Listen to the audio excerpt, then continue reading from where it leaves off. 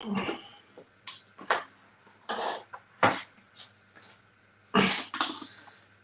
what's going on? What's going on? We're just going live right now. Let me get Instagram inside quickly. We're going to get Instagram. Doug, you know what to do. I'm just quickly going to get Instagram live. Yes, Morgan, I see you there. We're going to just get some people into the chat.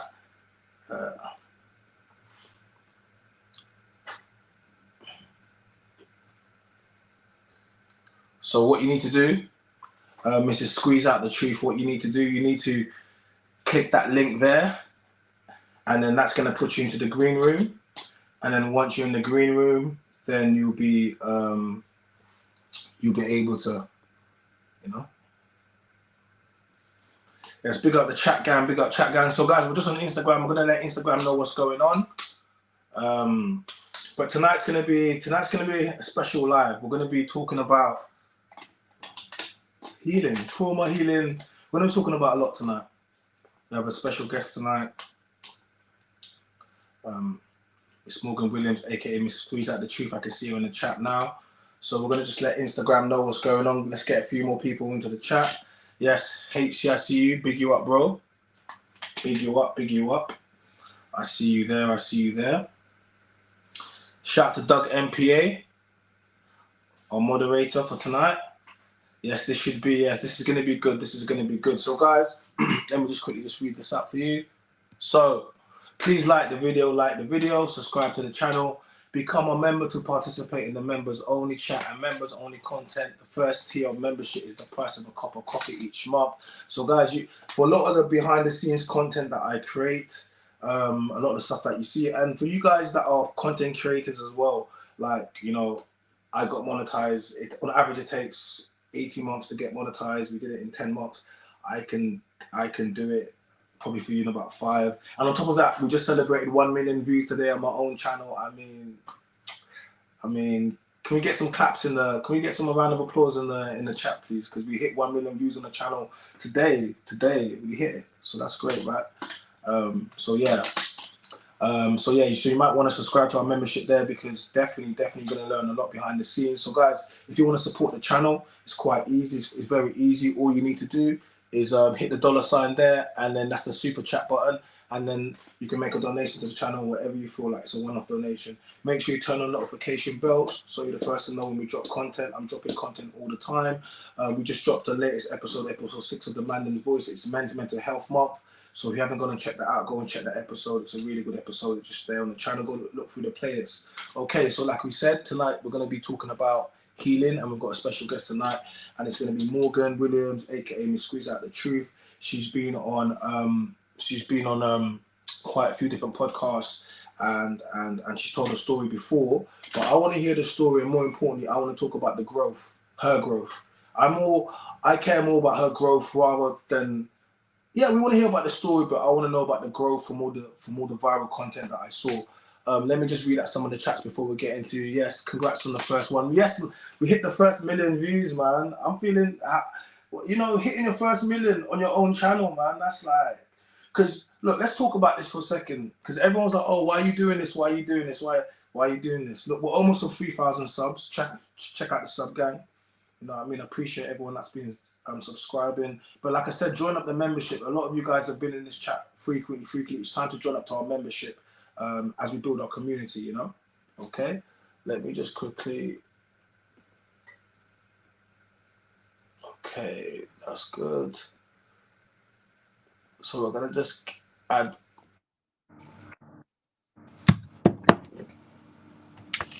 Hey Morgan. Hi. Hi, you alright? I'm good. You okay? I'm good, thank you very much. Welcome to the chat. Thank you.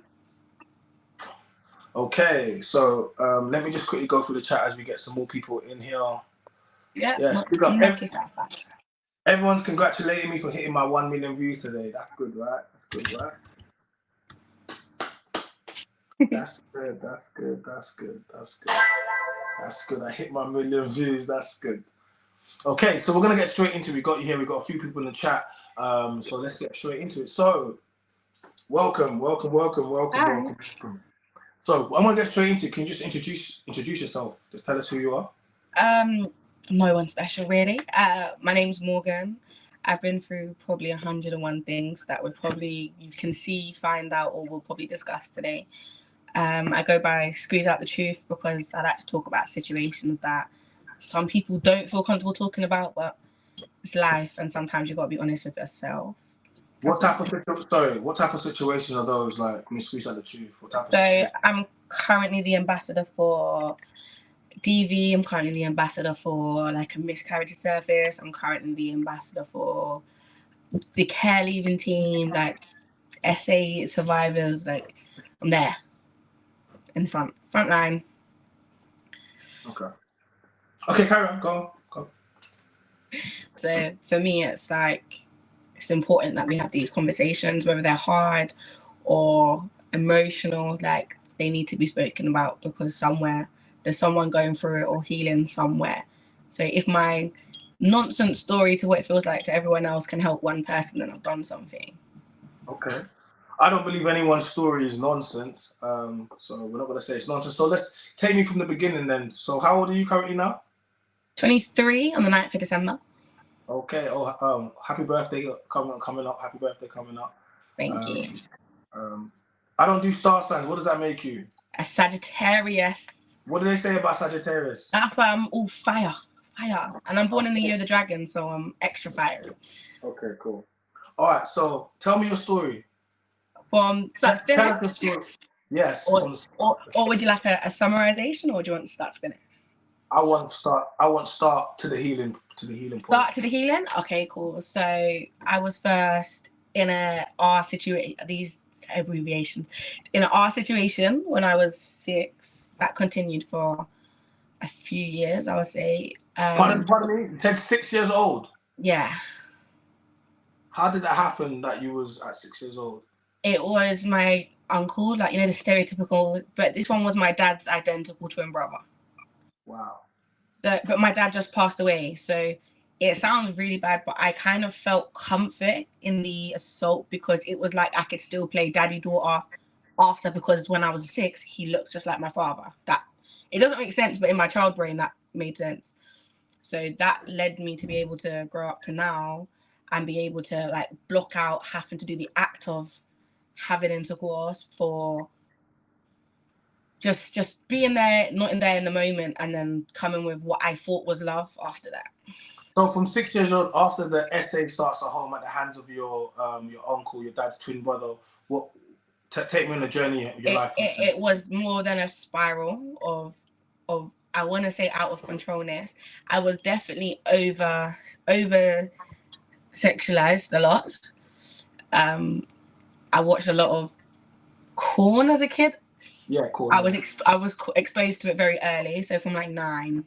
Who exposed you to porn at 9 years old? The same person. But it was more of them. I want to say you old people, but you know, had VHS tapes.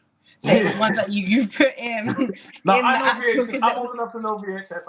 I know, but it's like an old people thing. No one knows what they are now. Thank you for that. Thank you for that. It's an old people thing. Put them in the cassette player, and that would be the thing. And it'd be like, to me, I wouldn't really understand what I'm watching. Yeah. But to me, I just knew that I've done it. And then it became things that I wanted to try because it looked cool. So that sounds really bad. But, thank you, Shona.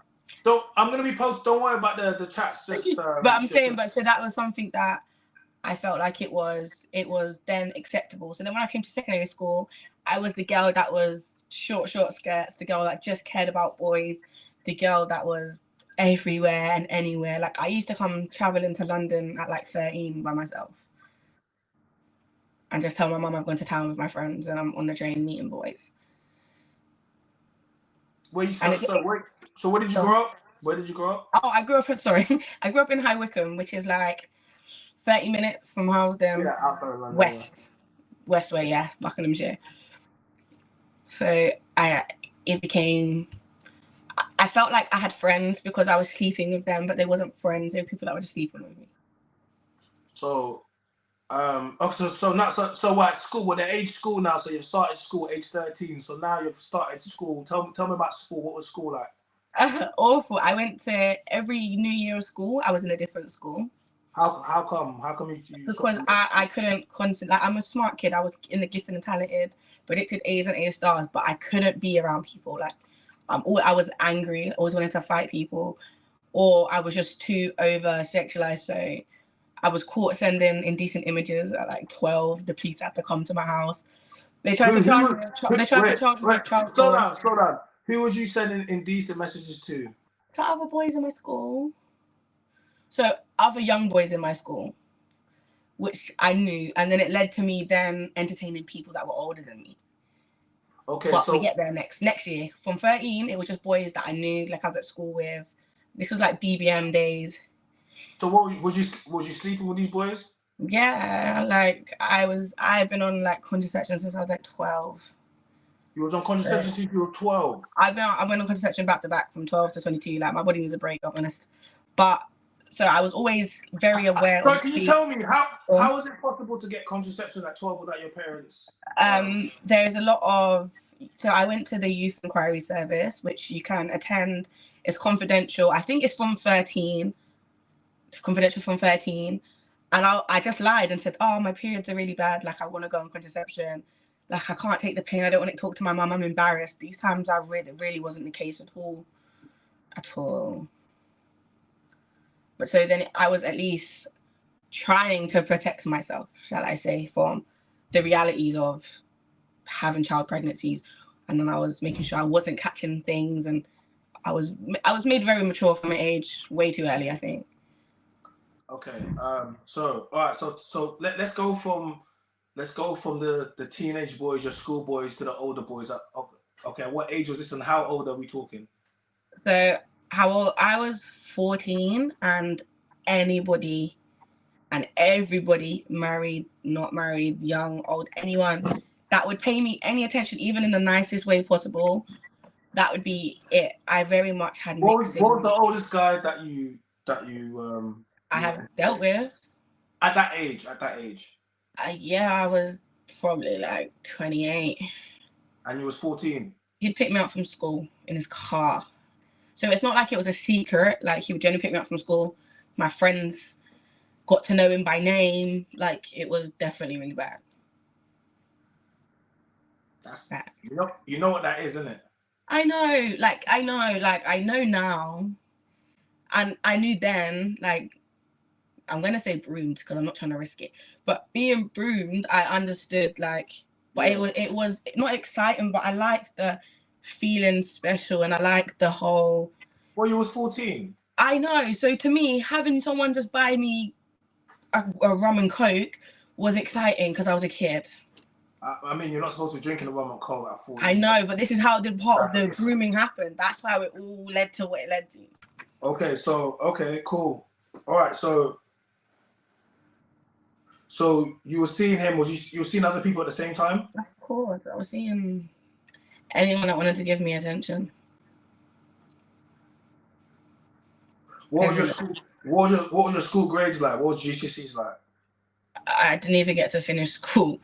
Like, from 16, that's where you can literally Google my name and it comes up. So okay, at 16, that's when the missing story happened.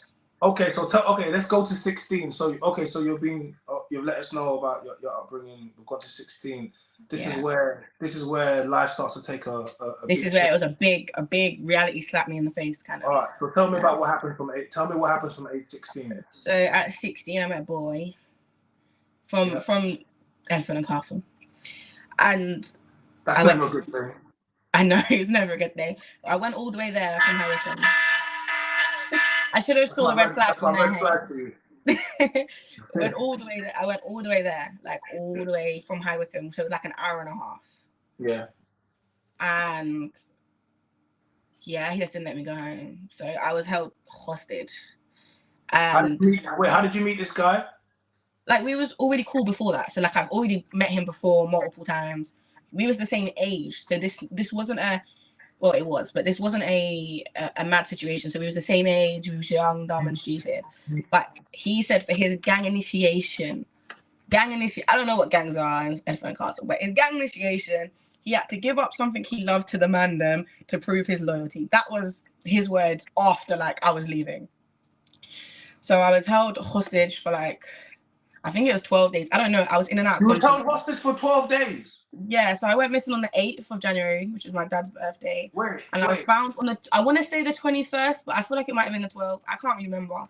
It was like a blur, blur. So what, your dad didn't do Liam Nielsen for you? No, and it was a mad thing. It was crazy out here, like, honestly. So wait, when you say hostage, was you tied up or what? I was tied up to the radiator, yeah. And like assaulted by a lot of people. So when I came home, I did my R kit. When you said assaulted, essayed? Yeah, I came home and did an R kit. They found like 26 different DNA. Sorry, what's an R kit? Can you just explain to people what? I can't explain it. It's a grape kit. Yeah, just say what the kit is. Everyone else. So you do like a full body examination. They take swabs from like underneath your fingernails, your mouth, your hoo-ha, your behind, everywhere, to find as much like DNA as they did. Like the police didn't find me, you know. My male friends found me, like my brethren. I'll shout out Daniel and Ivan all the time, but they're the ones that came and found me, and they're the ones that took me to the hospital and took me to Black. It wasn't the police didn't come looking for me. They just kept telling my mum because I was over 16. I was a priority, but not a priority. I've just run off to be with my friends, is what they thought. So then, yeah, that happened. And then when I went to the hospital and done my R kit, they found 26 DNA, which doesn't mean it just was 26 people. 26 different DNAs? Yeah, but there was possibly more. They just felt like because there was multiple different like latex things. So basically, they pretty much think that a lot of people wrapped up. What, some man didn't wrap up? So you're telling me some man just had unprotected sex? Yeah. Over 26 people, but I don't know. I was unconscious. Okay. Like I was under the influence of a lot of things, but I couldn't tell you what it was. I still to this day, I don't know. I didn't want to know. I just said, take what you need to take, do my blood, do my vitals. But I find comfort in the fact that I can't remember, so it doesn't hurt me as much as what it should, if that makes sense. Yeah. So. Okay. So from the point that your friends have rescued you, take me from there. So I was like, I don't want to go, don't take me home. And like, so my family have done missing posters. Like, it's a big thing. Like, my family have gone around the What was the police doing? What was the police doing? They were looking for you. Nothing, bro. I just was, to them, a light-skinned girl just gone missing in London. To them, I just wasn't at risk at all. They kept telling me they just wasn't looking, pretty much. Okay. I have conversations with my mum now. And like when girls were like, they just didn't do anything. They wouldn't look for me until like 6 days or something. I was missing. I could have technically been gone by then. And yeah, they didn't. All they did was they made a care order. So my mum was no longer my legal guardian while I was missing. So literally, I came home from that whole madness of being held hostage, and then I got sent 190 miles up the M-way to care. Like I didn't even get to see my mum between the arcades to go in to this new random house with people that I didn't know. Yeah. And then it didn't stop there. Like I was in the house from March to June. In the care home from June to July, a new worker started. This worker did the SA thing again. These times I'm in a... Wait. Hold on. So you went to a care... Yeah, I need to explain the household. So it's a CSE house, if you know what the CSE is. No, what's that? Child sexual exploitation house. So basically, every girl I lived with had just come from a mad thing, pretty much. Yeah. So we've all been through the same experiences. So we're like under extra protection, like extra protocols. We've got alarms on our doors. Like we're pretty much sectioned, pretty much. Yeah. He did the same mad thing again. So I was assaulted. He bleeded. So then I went to I had to wait 2 weeks. Wait, hold on. Just hold on a second. So just so for the people that are watching, so you were put into a home for women that were SA'd. Yeah. Children. Sorry, for children, because you were a child at that point. We were between 14 and 18 in the household. Okay, so a home for women between 14 and 18 that were SA'd. Yeah. And the man that was put in charge of your care to look after you then SA'd you again. Wait till you hear the worst bit. So I went to court well, I didn't go to court. They went to court. I'm not doing the court thing. They went to court. Who's they? Who's they? Just like the local authority and the guy, like they had to go to court. I can't represent myself because I'm a minor. Yeah. So did you report it? I reported it. Okay. But a week later, but it didn't matter because I still kept everything. Like I've been a SAID now, so I know how to do it. So I've kept all my clothes. I've kept the DOMs. I've kept everything in the corner of my room until I have like my favorite support worker. Oh, I love her, Lauren. My favorite support worker came, and I could tell her. And then she reported it. It got escalated. He went to court. He pleaded guilty for multiple charges of and obviously breach of trust, like breach of your position. Yeah. And there was one other thing, digital, which is your fingers. And he got 11 months in jail. Wow. 11 months for all of that. 11 months. 11 months do half, actually. Do you think he did? Were there any other girls that came forward that said he did the same thing to them? No. Why do you think he chose you? Because I want to. This sounds really bad, and I know it's probably because it's something I need to work on. Like now I do psychology, but I have a overly sexualized aura. I think, like I ooze the craving of attention. I think, and I was still very much fresh in my heat. So like this. So remember, I'm 190 miles away from my family. And my baby cousin would offer me like extra family days and longer days going to spend at home with my mom. So like these are things that I'm like, cool, bro. I'm very well known at being able to suck it up and literally freeze at the moment and just be like, you know what, cool, take what you want from me. For the sake of me getting to spend an extra day with my family, I would do it all over again. Okay, so, Karen. I live from where I live right now, it's like 20 minutes down the road. So that was the start of the care system. That was it. From there, it was game over. Didn't care about authority. Could not tell me nothing. So then you've had the case. He's gone to jail. What happened? How old are you now? What age are you now? 23 in a minute.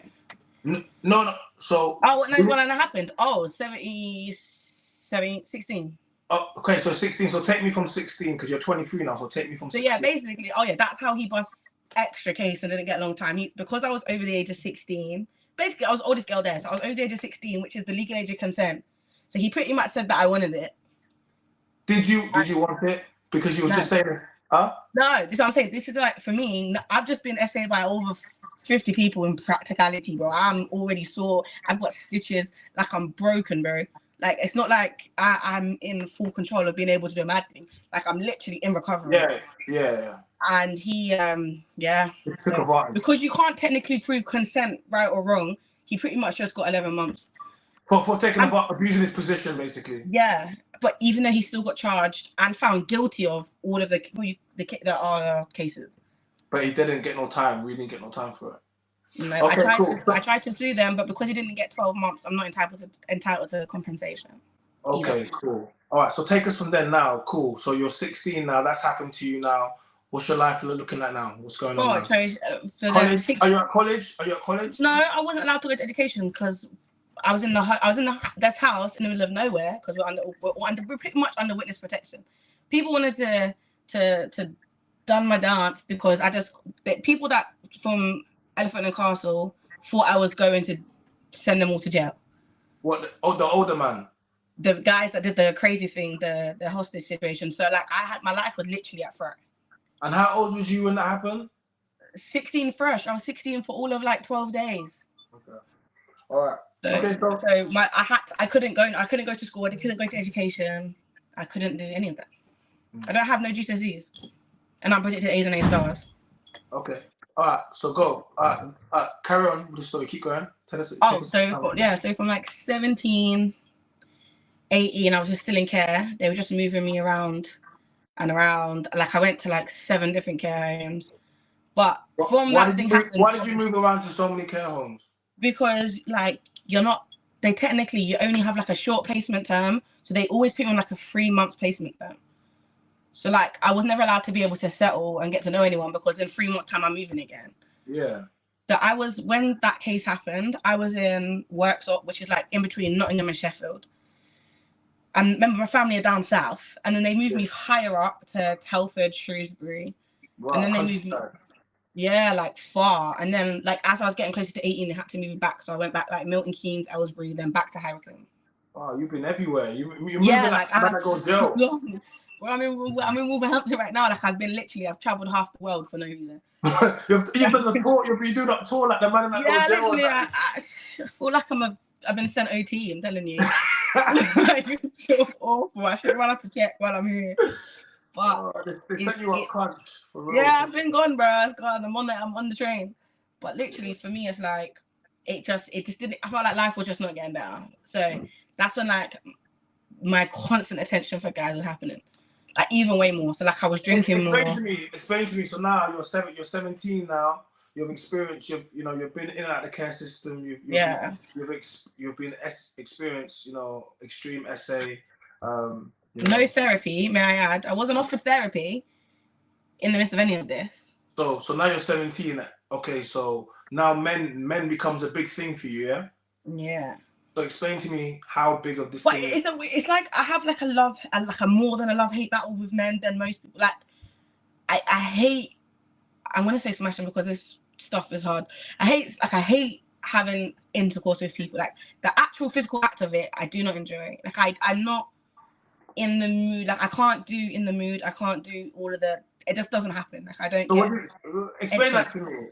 You have to spit start, bro. Like it's literally that deep, bro. Like literally, you have to spit. Like I'm so not there. I'm thinking about dinner, or I'm thinking about something else. I just want to bill it. Like for me, you have to just spit start. I've never been comfortable enough to be. I've never wanted to be. I just want to be like, oh, I want to rip your clothes off. Like I've never felt that. No butterflies. I'm 23 in a minute, and I've never even been on a date. Like the emotional side of things, I can't. You've never been on a date? Never, bro. A guy has never, like, apart from being groomed, a guy has never ever spent money on me ever. Like, doesn't happen. I've never sat across the table from a guy in my life. I think that's kind of sad that you've never like.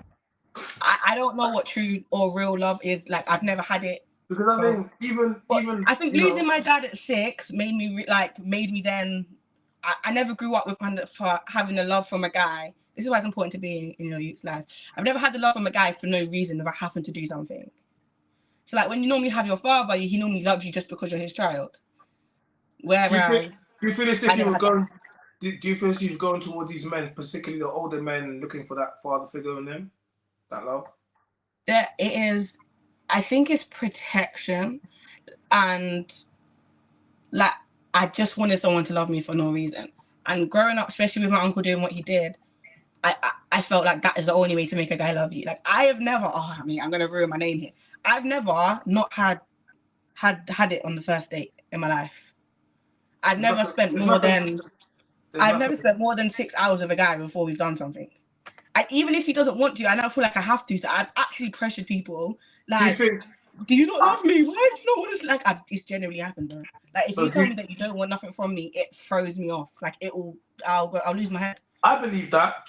I believe that, and I thank you for being honest with that, because a lot of people don't understand that men, and certain men, not all men, but get pressured by women to get into scenarios and relationships and sex, to be honest, because women control sex, and most men can't actually turn it down. And if you're the type of man that gets that opportunity at you, it's hard. And I don't want to start gassing it at one of the things, because I'll be like, I'm one of those men, you know what I mean? But I am But you are someone that's got a lot of respect. But one of the things that I understand as well, being in the podcast spaces or doing content creating and having a face out there, was that you get a lot of attention from women. Don't ever believe what the women be saying. People like the fame. People like that you're somebody. Yeah, that is a high value man thing. So I know, I get it in it. I get a lot of it, regardless of what they might say in the comments. It's not what's happening behind the scenes. So I get it, but at the same time, I also understand that we need to have sexual discipline. And these are one of the things that I always speak about, and people don't understand this, because the more success you get and the more you rise up, the more things you get thrown in your direction. And as a man, it becomes a lot harder for you to concentrate, especially when it comes to women, because especially when you get beautiful women. Listen, men, we're men, right? And nothing when you've been working hard at something and no one sees you, and all of a sudden now you start getting attention and you start getting beautiful women, that it's nice. Just like for women, I'm sure if if you wasn't seen before and now all of a sudden you start getting seen, but this is that point where you need to kind of like, I don't know, like especially for men, you need to remain humble and just kind of bring yourself back to your senses, because this is what makes men, end up catching a case, you know what I mean? End up having a baby. Even not doing nothing, you just not giving a girl your attention can make you catch a case, bro. Oh my god. Okay, so can I? So off topic of me, I have to say it. A lot of girls seem to want to mix up regret with the R charge, and it's not the same thing. Yeah. You can't just wake up and be like, oh, I shouldn't have done that, bro. That is not an argument. Like, I feel like a lot of people's names are being tarnished for the sake of people wanting to be somebody. Yeah. And that's making us people like me that's been through it. But I couldn't even go to the net now. I could tell you names of people that have done nothing. And I honestly just can't even be bothered to put myself in a predicament. So when girls are going to the net before they've gone to the police, I honestly don't want to hear it, bro. You're not going to get justice from the internet. We're not the justice police. Like, if he really did it and it's on paper, then we can talk about it. I'll be honest. I mean, I'll be so true. I'll be honest. I have said that before. I've always said that, if you want justice, you don't come to a podcast, you go to the police. But at the same time, I also understand that I want to create spaces where women can feel as if they can come and tell me things that necessarily they didn't want to say. So I'm not going to automatically jump down your throat. Yeah, of course. But what I will say to you is if there are men out there and potentially they're doing this, then you should probably think about other women, because they could potentially do it to other women as well. So that's my thing. It's like, if you know that this is happening, then obviously maybe you might not be strong enough for yourself, but you might just want to think about that people are probably doing it to other people as well. So maybe think about them as well. That's what for me, that's why it's very important for me to tell my story. As wild and wild west story it is, like I've got little sisters and I've got little cousins. Like, I could never fathom them experiencing half the things I did. And for me, I just never had no one I could turn to. See, my cousins can come to me about anything, any of your nonsense, no matter how bad it is, I want to hear it. Whereas people say to me, like, if you do that, I don't want to know nothing. Like, that was my biggest thing. My mum would say, if you did that, I don't want to know. So I'd never had no one I could confide in to say, listen, this is happening. Like, is this even normal, bro? Like, because when I was young, selling nudes was crazy. People were wanting to fly off walls for that. Now everyone's doing it. Like, it's normal. So you were selling nudes? Yeah. It was for me. It was easy to sell nudes because I wouldn't have to see no one, and fluctuation of money made sense. Where did you sell nudes, and how did you get into selling nudes? Everywhere. Like, I did it so blatantly. Like, it's not even a secret from my family. Like, I did it I did put it on my Facebook. My granny. You sold nudes on Facebook? I didn't give no, like, for me. No one can tell me nothing. I'm very wrong and strong. Like, yes, bro. I was a Facebook outside. I'm not laughing at your trauma. Just so you know, I'm not laughing at your trauma. I was a Facebook badders. I was a face badders. That's what I was. There's a Facebook badders. I'm telling you, bro. Honestly, there's pervs everywhere, and pervs pay good money, and that is the problem with most girls. When you sit here and say we don't enjoy the money that comes from it, we do. You don't enjoy exposing yourself. Before OnlyFans, you was doing the only. I was outside, bro. I was BB. I was a BBM badders, man. I've done it, bro. Before you could get paid and have to pay tax on it, I was doing it tax free. I'm telling you. All right, cool. So so you're selling nudes online, yeah? Yeah. Was you making good money from it? Yeah. So, like, you say, like, my private story on Snapchat would be like 25 people. I meant £25 per person. I started logically, like, I've always had a job. Like, I've always worked from, like, being 17. Like, I pay tax, bro. I pay a lot of tax. So, like, I start thinking, like, one person is 4 hours of me busting my backside at work. You get it? So, logically, where I had zero self-respect for myself and zero self-love, like, my body wasn't a temple. Like, my body was for everybody at this point, because I felt like, because of what I've been through, everyone's had it, bro. I'm not nothing special. Like, there's 56 people from me being hostage, let alone everyone else that can say they've had something. Wait, 56 man? Yeah, 56. It came up to 56 DNA at the end of the R test. Like, if I still have my care paperwork, I'd show you. But literally, I don't want to be rude. Ask, babe, ask. I'm very open. Like, I can't hide it, bro. What happened? Yeah, if I say anything that you don't want to Just answer, go on. I got ya. Please say. I'm trying to do this in the best way possible. So if I say anything that you don't like, then please just let me know, okay? I don't want to ask you your body count because I don't want to ask you your body count. But do you know your body count? Bro, I've been having sex since I was 6, bro. I'm 23 now. That's like asking someone that lost their visa at 17 and they're now 35 how many people they slept with. I couldn't tell you. Like mentally, there's times that I have just dashed it at people that I don't even like, respect, or even think are attractive because I felt like I don't deserve your time unless I've done something for you to want to be around me. Like, I've never had someone just want to be around me for the sake of being around me. I've not had a male friend or a female friend that I've not slept with. Wait, you sleep with women too? Leave me alone, bro. Get out of it. Get out of it. Get out of it. But I'm telling you, like, logically, listen, you're hitting. I'm just taking it in. You're supposed to be sad, bro. This is a sad story, bro. No, I'm like, the reason why I'm hearing it is because I'm just hearing it all together, and I'm just like. My point is, so for me, like, it expands everywhere, like everywhere. So like, yeah, like I've not had a female friend. I've not had a female friend I've not slept with, and I've not had a male friend that I've not slept with, bro. I've not been around no one that I've not slept with. Most people that you will ever see me around, I've probably slept with. Like, sex had no value to me. Like, you see how some people go bang ball with their brethren? I was outside smashing. Like, for me, it became an activity. I want to take you seriously, but you be saying some funny shit. You like people playing ball with their brethren. Like, you know when you're just your soul just in your, like, you know yourself so well. I know it sounds dumb now, like looking back, like especially now I study psychology. Looking back, I'm like, bro, I was a twonk, but like literally, bro, outside, all my male friends wanted to beef each other. Like, I was outside. Like, honestly, I should have just got paid, bro. I don't know why I was never just. I'm gonna be real. I don't know why I've never just done that, bro. I don't normally advocate for women getting paid, but I feel like you should be getting. I feel like you should have been getting paid. Bro, I'm telling you, I look back now and I think to myself, but this is how you know I wasn't a hooker because I wanted to be. I was because I would have got paid, bro. I would have run up a check. I would have been driving a nice car coming to pick you up right now. But I didn't. For me, it was what love was supposed to be, or what. I felt like having sex with people would make them want to respect me. Did they respect you after you had sex with them?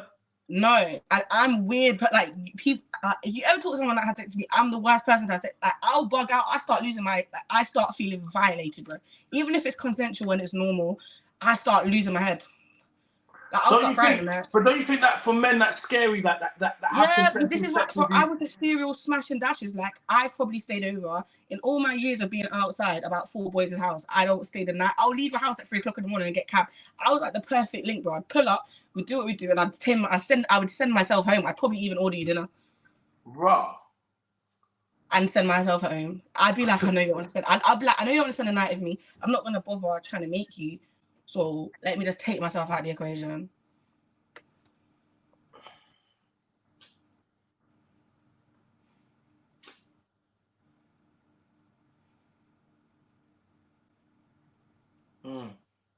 Tell me some more. Huh? I'm listening, Karen. Oh, so yeah. So for me, I don't have one person like apart from like my mom and family. Like, I don't have one person that I can say has been around me and just had. How do you feel when men like? How do you feel when? So do you feel as if you put your male friends in scenarios where they can't say no to you? You're gonna have one. I have one male friend. Like, he probably, like, you see, he's one of the boys that saved me from the hostage situation. So like, he saw me at my worst, bro. Like, I no shower, been in the mad thing, and a couple years later, I'm like, bro, why don't you want to sleep with me? Like, what? Like, am I not attractive to you? Like, and I'm bugging out. Like, we're arguing, and I'm like, you know, when you're arguing with someone, you know you're wrong. So I'm arguing with him, and he's like, no, like, I just respect you. And you see him telling me he respects me, and also not want to sleep with me, bro. I've never spoken to him again. What? So he told you he was. Bro, never again. And he is the most perfect, beautiful boy. He's like a little. He wanted me to go to church with him. Like, he's so lovely, bro. So why did you not speak to him again after that? Because to me, rather than hearing the word respect, I had the word that you're not attracted to me.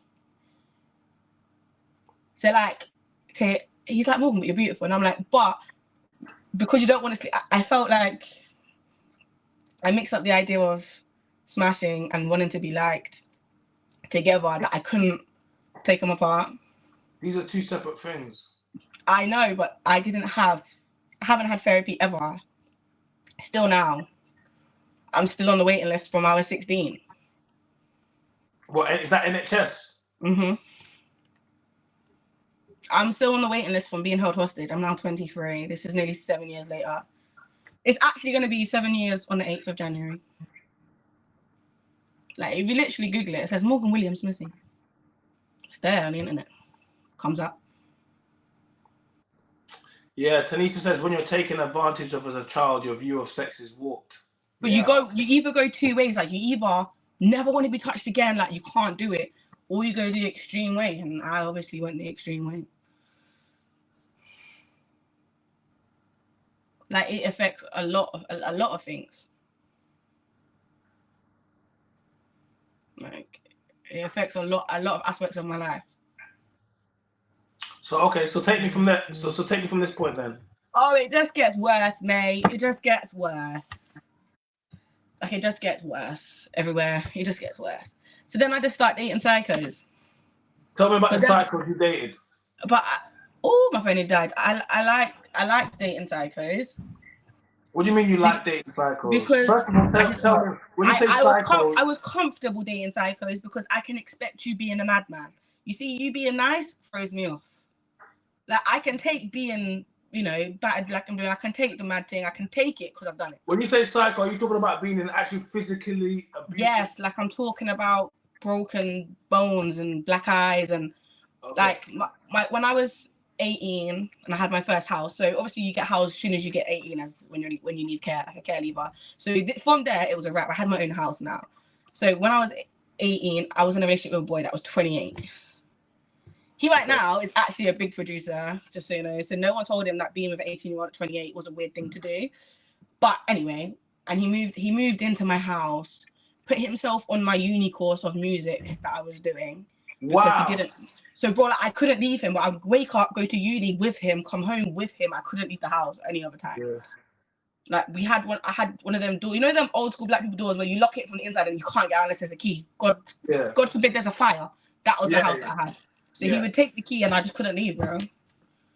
I couldn't at all. They would lock you in the house and go to uni and leave you there. Yeah. Or we'd have to go together because obviously he was on my course, like in my class, not like at my uni, in my class. So we were studying music together.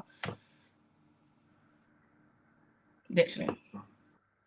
So that happened. That was like my first experience of being an adult and being taken advantage of for my house and my money. So now I've been violated.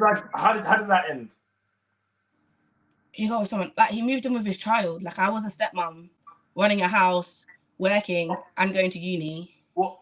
So he was 28, he was 18, he had a child already.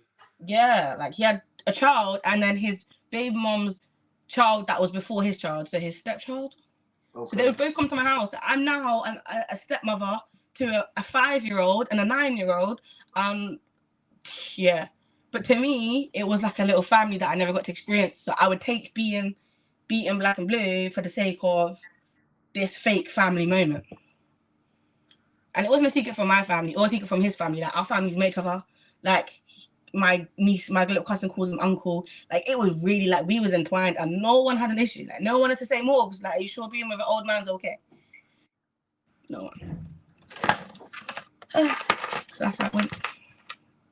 Then it just went from crazy person to crazy person after that. So tell me about the next crazy person.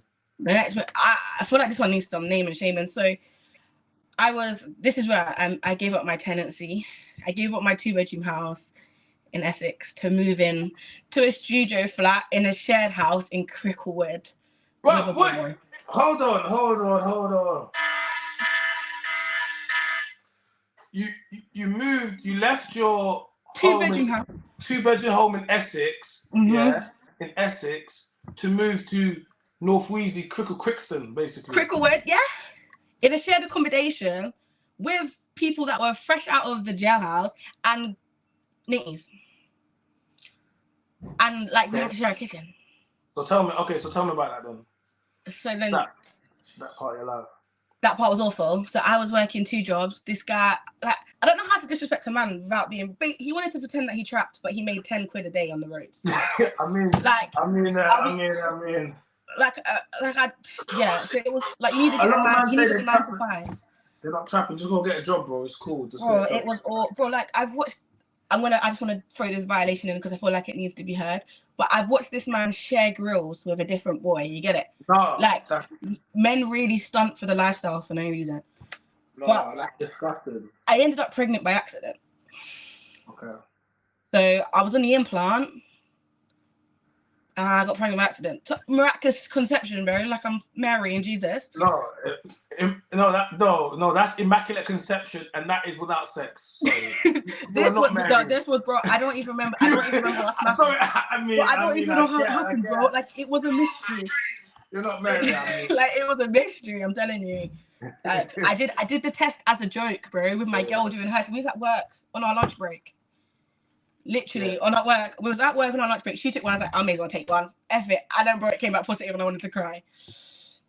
So then, yeah, I was pregnant, working 3 jobs because I'm not relying on no man for nothing. And I said to him, like, listen, this isn't planned. This isn't what I want. Like, I've spent the last 10 years of my life making sure I don't get pregnant. And I really don't want to get pregnant by a guy that shares grills with a man. So, like, if we want to deal with this respectfully, well, do you know how crazy? Wait, listen. I think we need to focus on this sharing grills thing for a second.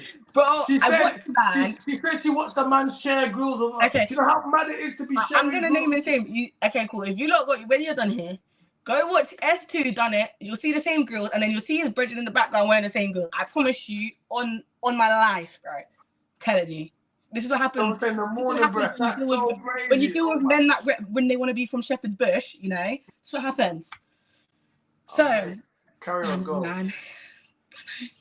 So then literally I ended up pregnant. I was working 3 jobs. So I was starting work at 7 o'clock in the morning, dying with like morning sickness and coming home at 11 p.m. every day. And then one day I found out that he stopped paying the rent to buy a Rolex and we was now made homeless. Wait, what? Yeah. So he stopped paying the rent of this one little room, and yeah, so he could get a bust down. Was he even bust down? It wasn't. It was a fake rollie, which is also in the music video that I just told you about. It is like a fake rollie. It's like I remember my friends are actually outside. So like I've seen shiners, and that was not it, bro. Like there wasn't one piece of glisten. Like it looked like it needed some WD-40. But this gets worse. This is the least worst bit, bro. This is the least worst bit. So then that happened, and then I had to now fund for me, my child, and this man that I don't want to be with. That's cheating with other people. And then on my first, I'm gonna ruin my own name. Cool. On my first scan day, you do like a full body swab. I found out I was having a girl, and I found out I had an STD on the same day. I mean, my issue, honestly, at this point, wasn't him cheating on me. My issue is the fact that you've done that, and you could now literally affect the life of my child. Yeah. Because, bro, being pregnant, having them things is crazy, bro. You gave me a mad thing, and I've been outside. This is the first time I'm catching a mad thing. Like, literally, it was awful. Anyway, I found out he was cheating. We had an argument. His mum was all like, when this baby comes, I'm going to take it from you. We're going to go court. Whatever, man. Like, I've all left. Cool. I've gone back now. My man's wanted to do them, like, knock me, like, I'm black and blue, bleeding, I've gone to the hospital. It pretty much said, yeah, like, you've got no more heat. So I had to go have, like, my child on anesthetic in the, I want to say Marie Curie, but that's not the right people. It's somewhere in Ealing, Broadway. And yeah, like I had surgery. They removed my daughter. I was like nearly 5 months pregnant. Wow. So I had to give birth to my daughter very much. And I'm so glad it was on anesthetic. And they're like, do you want to see, like, do you want to take her home? Like, I don't want to know. Like, I'd rather just not know at all. So that happened, and then yeah. So my daughter should have been born in like July 2022, and she was born in like March 2022.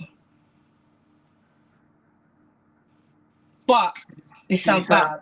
If I didn't get pregnant, I wouldn't have been able to leave. So, you know when they say like my granny's always like a blessing's a blessing, you just don't know why yet. Like, or I could have had to deal with this crazy guy for the next 18 years of my life. But I would have just preferred him to say when I was in my first weeks, right, this is not what I want, rather than wait until I'm 5 months heavy, my back hurts, I've got a bump, like, it's a lot. Like, my family's now, like, I can show you a picture, hold on. I'll show you a picture. Not of mine, man. Guys, everyone that's in the chat, make sure you like the video. Please like the video. If this is the first time you're here, then make sure you subscribe, you turn notification bells. If you're enjoying what's my going child on, was already so ready to do road that it had its first tracksuit already. Like, she was already gang apparently. But look. Oh, this thing don't work. Wow, So like, got the scan there. Everything, a whole box. So literally, it's not like I didn't get to have a baby shower. I didn't get to enjoy being pregnant, any of it, because I was working, not working, arguing, fighting, and then dealing with a man that's cheating, all at the same time. Okay, so take me from this. So from this moment now. So you've had the miscarriage now. Mm-hmm. You're broken up with him now. How old are you now? You're 18, 19? Or you're 20? I'm 20. You're 20, 21. So you know what? Oh, no, 22. 21. You're 21. So where did your life go from this point? I ended up in a relationship with someone else. How soon after was that, from that last one, did you end up in a relationship? Less than a month. So less than a month from that, you went into a whole nother relationship. Yeah, but this time I had nothing. So after, just before I lost my child, when I messaged him and said, listen, like, we're having a daughter, he burnt all my things. So he burnt my baby pictures, my dad's, like, the last memory I had from my dad's memory box, my nan's ashes, like, he threw everything in the bin. Like, I don't have nothing of my life now. Everything that I have in this room in uni right now is all that I've got to my name. So I then was like, cool. I went to an event. I got invited to an event. This is where I met this boy performing. But you know when someone does a really sad song and then you cry and then you resonate with a sad song? Was he a singer? He was a really bad rapper, but I was emotional, bro. I was post-child. Like, have you got a thing? You seem to have a thing for these. No, they're shit. They're just rubbish. They're bad guys, bro. They're not even there. So then, yeah, I was already like having some weird, crazy postnatal, but I didn't know that if you don't actually give birth to a child, you still have postnatal. So I was just depressed, bro. I was crying everything. So I was at this event in Box Park, Croydon, and then this comes on and he raps some sad song. And then that was pretty much it, bro. I was like, yeah, I'm coming to your house. I'm going through it. So you met him at Box Park, Croydon. And I said to him, I'm coming to your house. And what did he say? Okay. Do you feel as if you put men in a position? Yeah, so I said that. I'm the worst person, bro. Like, I will not even give you the opportunity to get to know me. Like, do you know how much friends I've got that don't even know I've been to uni already? Or don't know that, like, my CV is like 5 pages long, or that I've ever actually had a job. Like, I will not give you the opportunity to have a conversation with me, I'll be honest. Like, my life is not that interesting. It's just... I mean, it's been quite interesting so far. I know, but how can I sit there and be like, I know you have interest in me, but let me just tell you about all these times I was outside being a hooker, and you tell me if you still want to be with me. Like, my life has literally not... I've not had more... My life has not been nothing more than boys. Yeah, you might not want to lead with that. But when is the right time, bro? Like, when do I say we're gonna smash? It's a weird one. Like, I'll be like, I'm gonna stop crying after, but I promise it's not you. Like, what do you want me to say? What do you want me to say? Anyway, I got with this next crazy guy. Like, I met him on the night out. We moved in. I moved in the next day. And I paid for all the bills. I looked after his child. You see, the stepmom stuff happens a lot. I looked after his child. Me and his baby mum was so cool. I love his baby mum so much. Shout out to her. But done it all, bro. Like, paid for everything. He didn't have to work. Like, he was going and picking up whatever and telling, yeah, my girl will pay you when she sees you. Wow, like that, yeah. Yeah. So how did you feel paying for men's stuff? Like, did that make you feel like what you had a role in there? Did it make you feel loved? What did it do? Did it make you feel empowered? No, none of that, bro. I wasn't allowed to go to work. Clearly, you're trying to violate man by earning more than me, so I wasn't allowed to go to work. I wasn't allowed to leave the house. So if he would leave and I'm in the house, he would close the curtains, lock the windows, and make his boys randomly turn up and take pictures outside to see if the windows are open. Mad. And he would say things like, "You can't be angry at me for violating you because at least I'm not arguing you." That was his thing. You can't be angry at me hitting you because at least I'm not arguing. I could argue instead. And I was like, bro, do your thing. And then, yeah, one day I was asleep and can you say the word? Can I say the word? Don't say the word, but just describe it. You know, the other word. I was Shawshanked in my face. Oh, while I was asleep. What man across your face?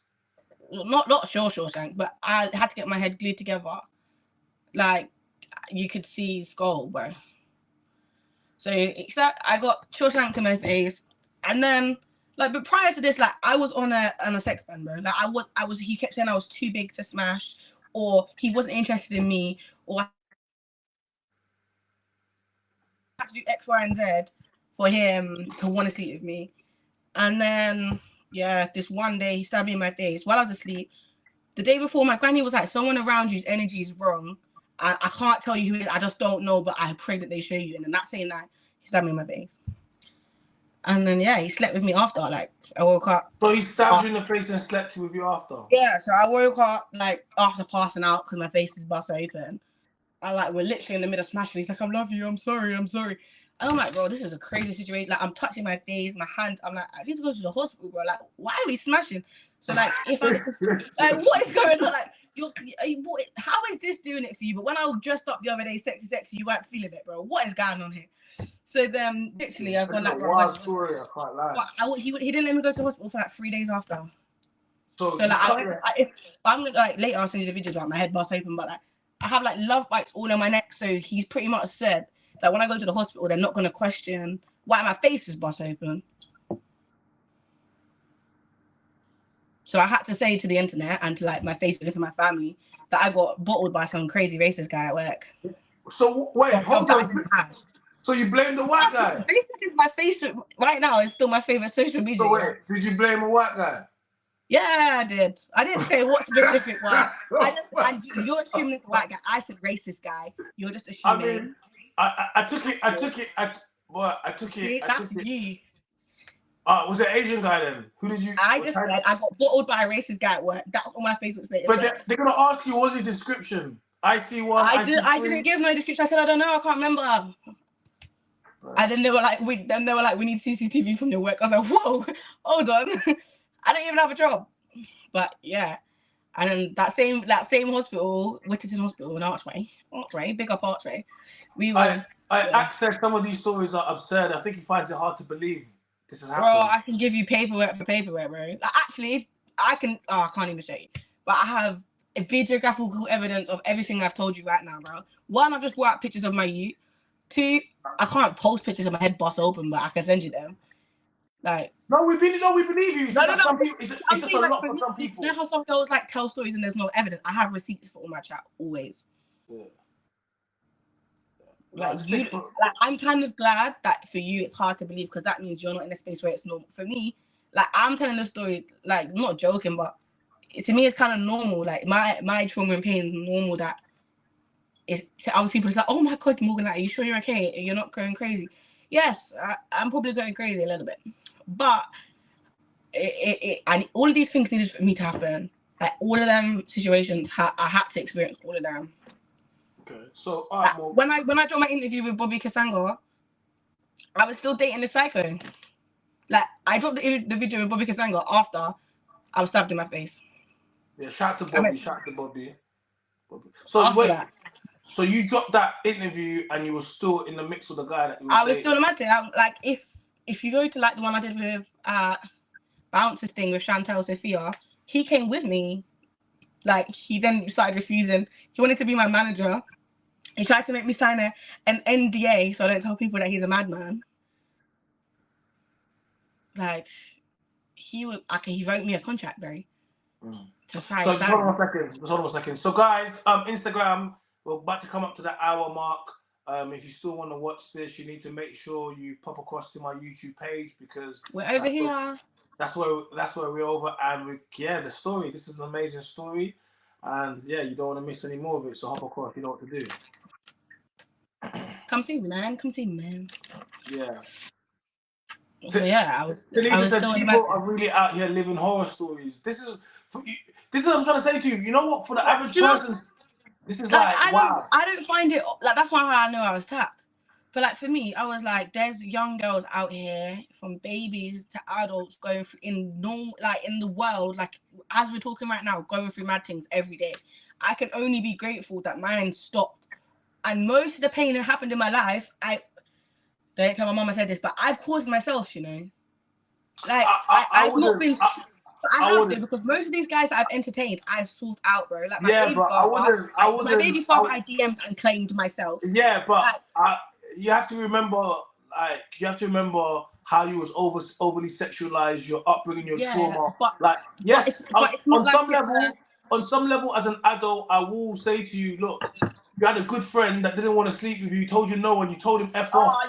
You're gonna make me message him. No, because you should, because he was actually a good friend of yours, and you told him. I know, but like he's like, we still argue now. Like I have him on like socials. Like he just brings me up. That guy, and he's like, I just want to go. He's like, I just want to go for coffee with you. I'm like, what do you mean you just want to go for coffee for me? What are you talking about?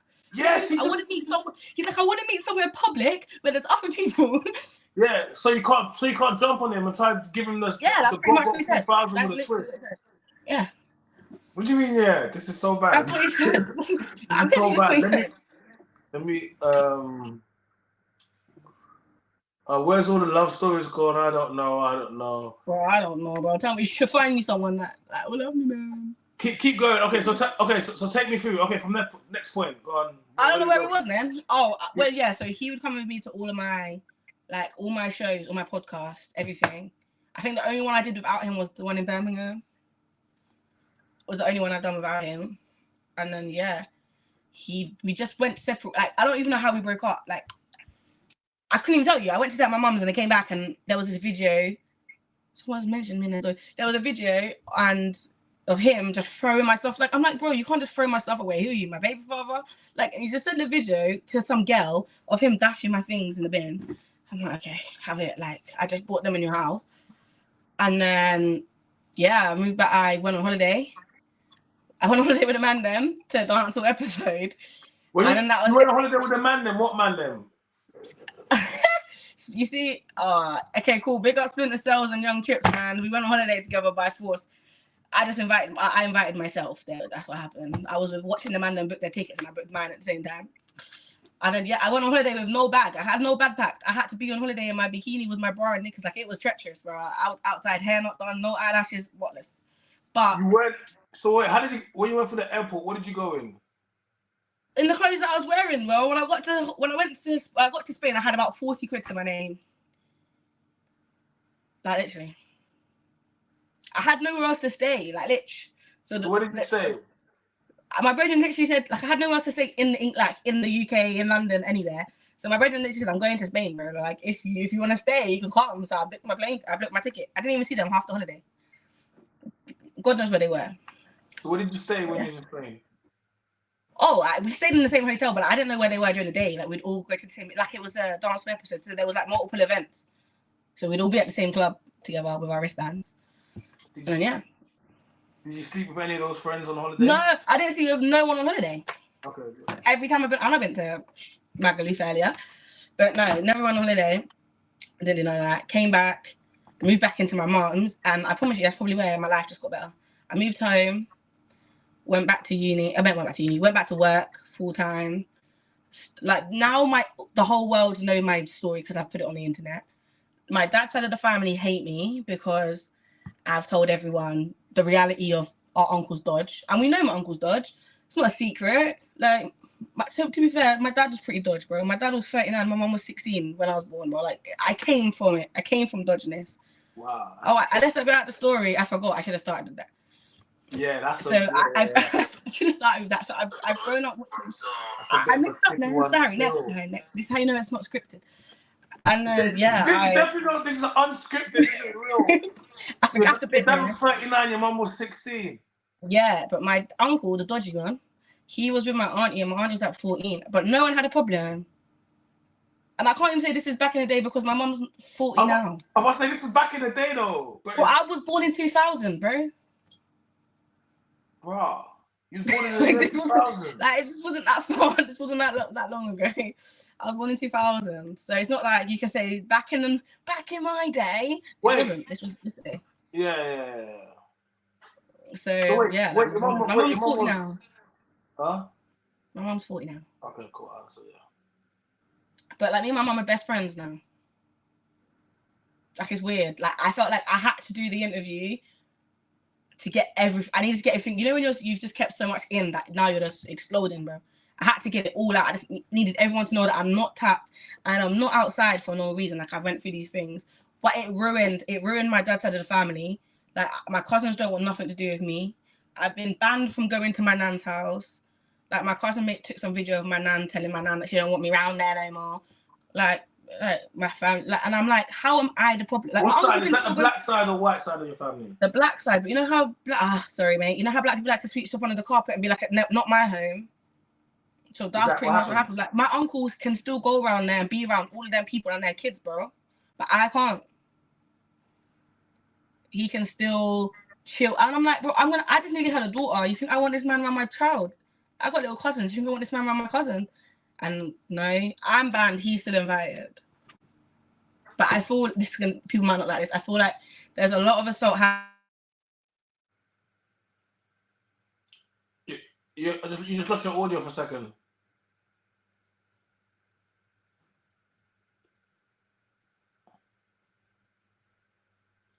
You lost your audio. Yeah, we just lost her. She's probably going to just pop back into the chat. I don't know where she's gone. Let's see if we can get her back in the chat.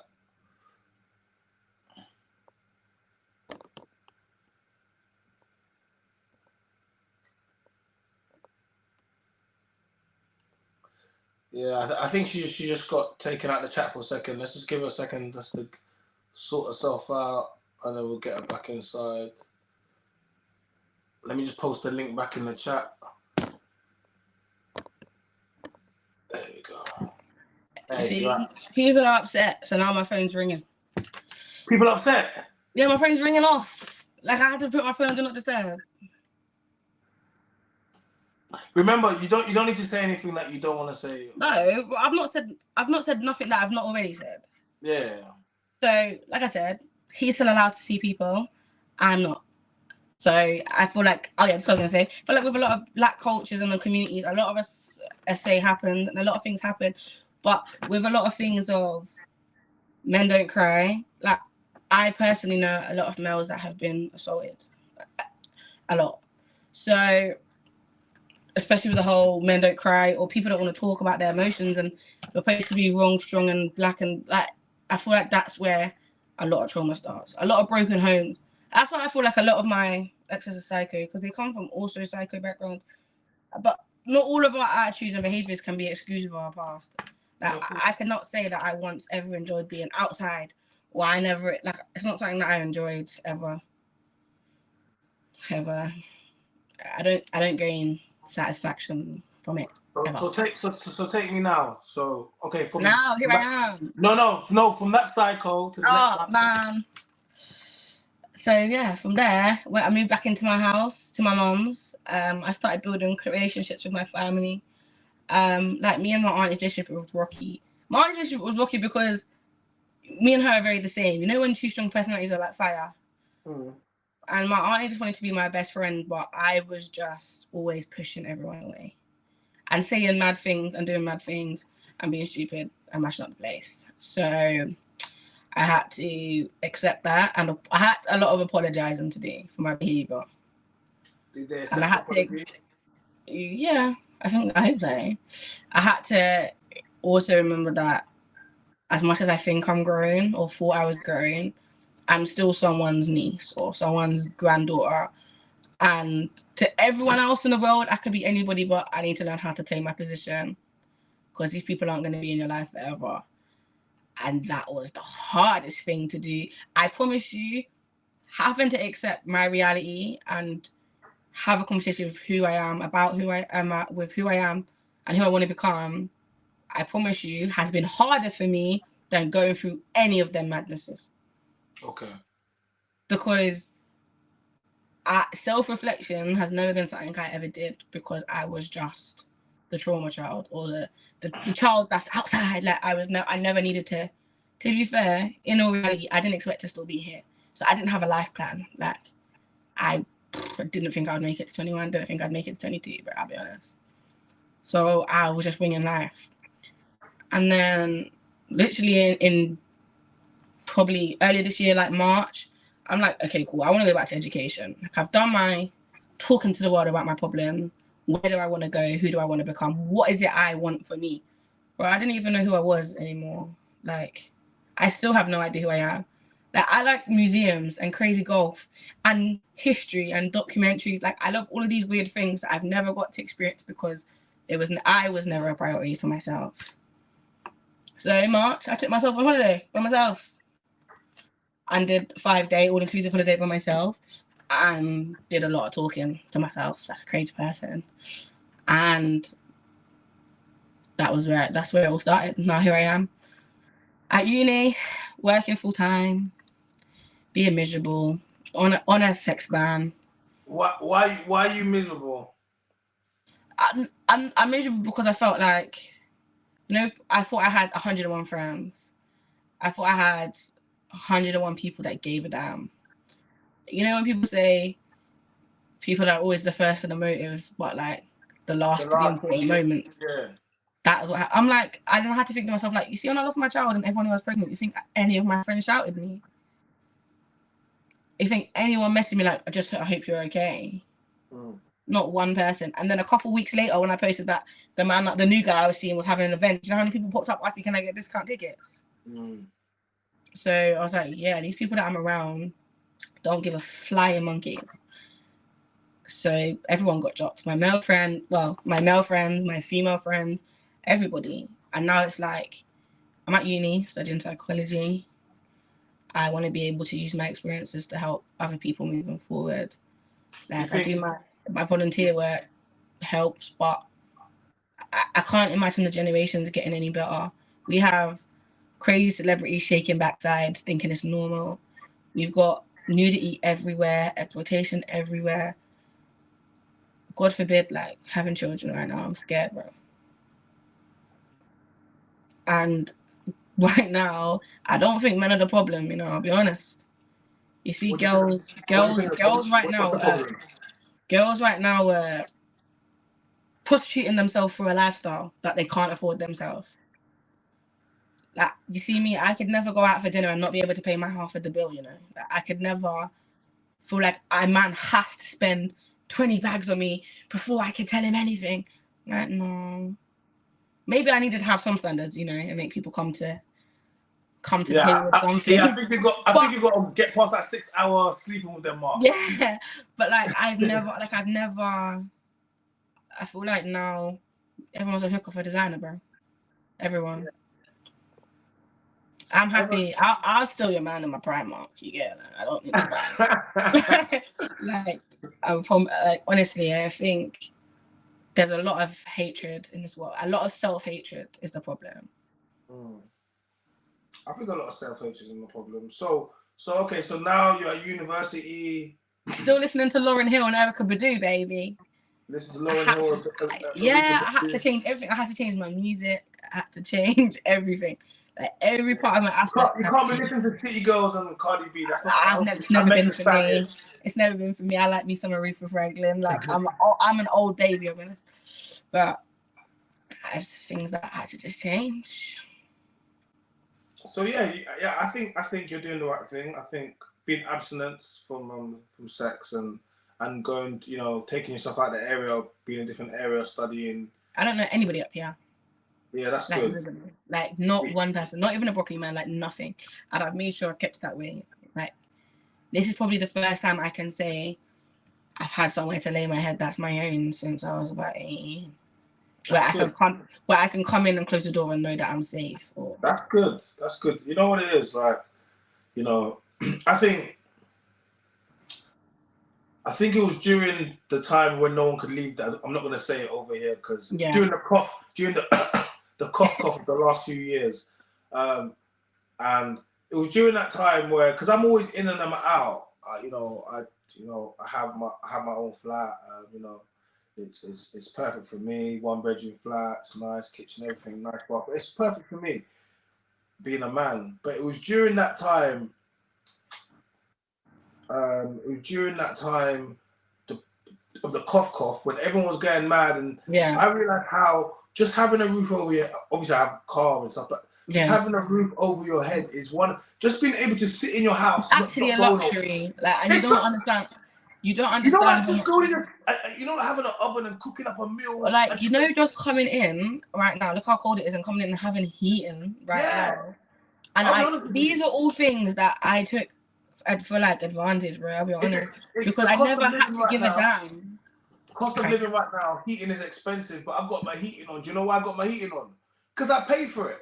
So no, but the thing is like, and just a piece where you can have someone to put your head at that, and you know that you're safe, know it's yours, you know that, you know, like people don't understand. And during that point, if you lived at home with your parents, if you lived in shared accommodation where you have to share, you was on top of each other. Yeah, you was all on top of each other. Yeah, everyone's worried. Well, man's up there with your feet up in the yard. And I think at that point you realize the peace of just having your own space. 100%.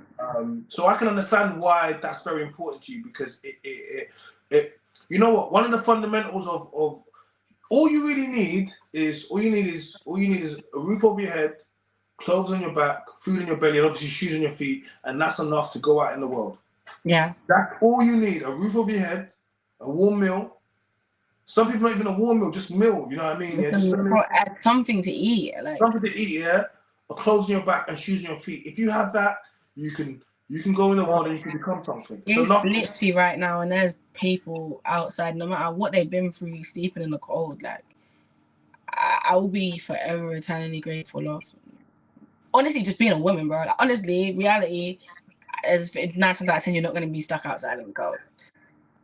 But just, I think everyone should take life with a pinch of salt and just appreciate what they got, because a lot of people ain't got that. So, it's going to be 2024 soon. What do you want for 20? What's your plans? What do you want for the future? Do you want to get married? Do you want a kid? I don't think I could ever do a relationship again. You don't think you're 23 years old and you don't believe you could ever do a relationship? This is not like just a thing I've been thinking about now. Like, I've honestly been thinking about getting my tubes tied. I don't think I think you're too young to be making that type of decision. I don't know. That's exactly what they said. Like, I actually went to the appointment. But yeah, I've technically never had a child, so I'm actually allowed to like do it. But, I'm saying I wouldn't recommend that, because you're still gonna meet, like, when you meet the guy that's gonna love you and be whatever, you know, you don't want to have a family with him, so don't make such a for me it's like I'm a big parcel, bro. I'm like the whole Amazon warehouse. Like, there is so many boxes and packages that you have to unpack that I feel like it would be unfair for me to put on a guy. I'll be honest. This is why I don't.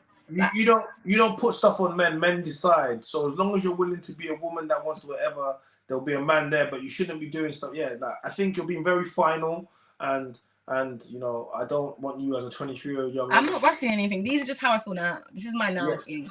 We're gonna say tune in, guys. Like, this time next year, 2024. We do a catch up. You Yeah, know, it's like, yeah, when we Tanisha have says, 50 million, when we have 50 million, you know, 50 million next year, yeah. I love that. I love that. I love that. I love that. No, man, we're not gonna. You're too young to be making that type of, you know, and especially in the position you are now, emotionally, you shouldn't be making type of. No, that's too final. Way too final. Way too final. That's how I feel. Like I feel like one, I think if I ever got pregnant again, I'd overstress myself, bro. I will. Do you believe in God? Do you pray? Ironically, I'm a Muslim. I took my shahada. Wait, you're Muslim? I'm unbaptized, but I'm a bit Chrislamic, you know. that is that there. I dabble in both, but no, like, yeah, I took my shahada. No, that there's blasphemous. No, on everyone's side, but yeah. So I grew up in church. I sing the gospel songs, all of that. But I definitely like this year doing Ramadan is probably the best thing I ever done for my whole mind, soul, and body. I'll be honest. I think that could be good for you. I mean, if a Muslim man would take you on as his wife. Both my exes were Muslim. Yeah, they were the fake ones. But they were the fake ones. They were the I've been to jail now. I'm a Muslim. But you're gonna have to do hijab it up. I know. I need to do. For me, it's like, you know, when you know your sins and you know where you go wrong. It just takes a lot out of you to change your whole rewire. It's like trying to rewire a car. Like, but don't you want to rewire? Don't you want to? I'm trying. It's just exhausting. Like, it's so exhausting. Like, I feel like I'm constantly tired. Yeah, but what I'm trying to say to you is whatever you've been doing it your whole life, and it's created you to it's got you to here. It's time to change, right? So I could. That's what I'm saying. I'm just grateful that I've not done no crazy hardcore, you know, DRUGs. My life could have gone completely different, man. I think I have every blueprint to be a madman, but I'm grateful that I'm at 20.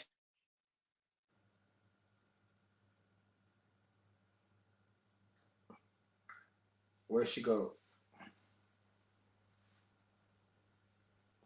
Because I think maybe her phone called. When that happens, I think she's got her phone call.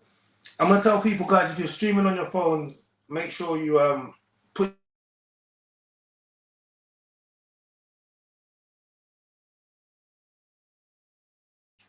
This has been a lot. Guys, chat. How we?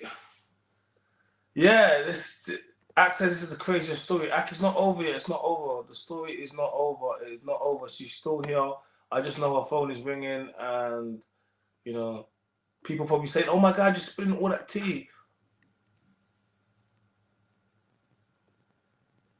People like, "You're spilling all that tea," and I'm like, "What?" That's just.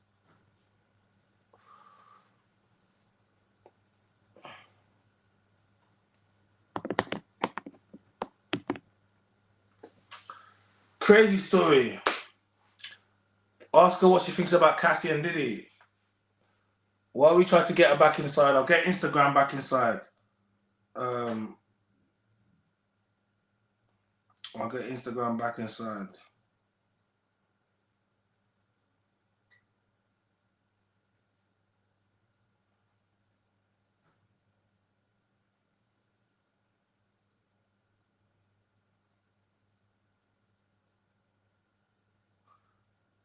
Where is she?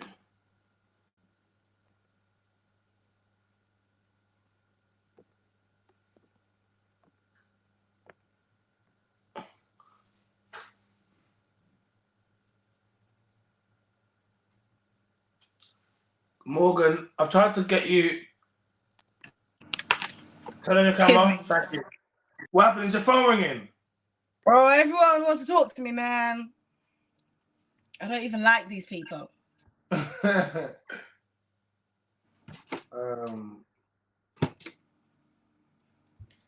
I don't even like these people, man. Let me bring it in. Cassie and Diddy. Like I said, you're lucky that I'm just about old enough to know who they are. But I don't know, man. I feel like this is gonna sound bad coming from me, but I feel like everyone wants a story and everyone wants a headline. Everybody. Everyone. And he probably did do some mad things, but you was okay with the mad things until you lot wasn't together anymore.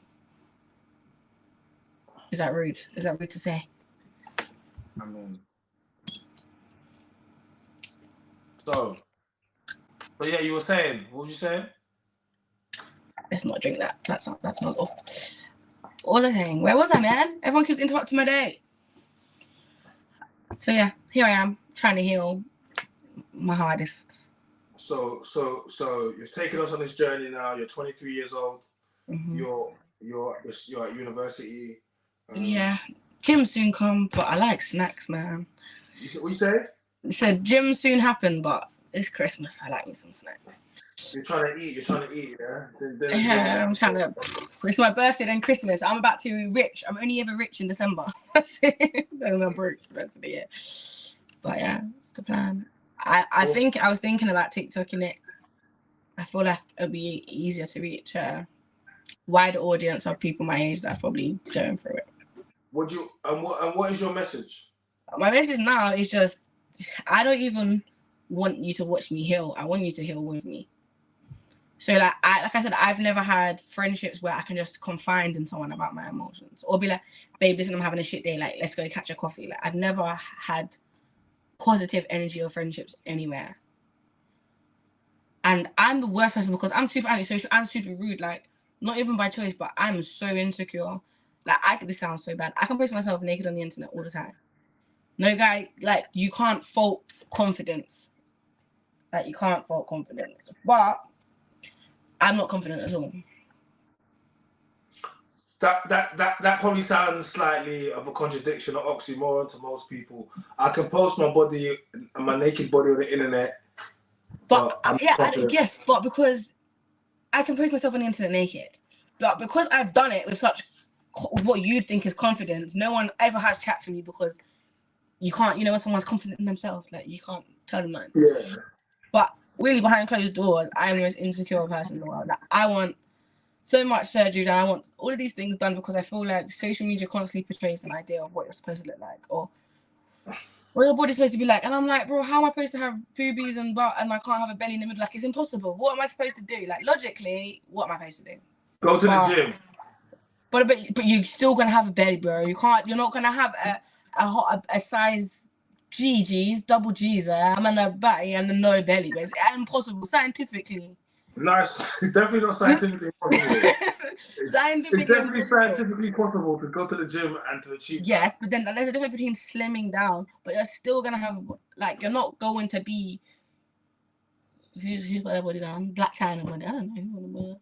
You're not gonna have crazy BBL bodies. Like it's yeah, but is that why do you want a crazy BBL body?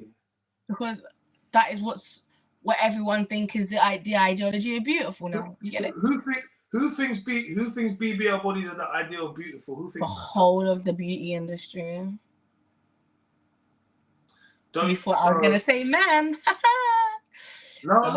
Whole of the men, but whole of the beauty industry. But who do you think? Okay, so don't you think the beauty industry sells it to women? Why do you think they do that?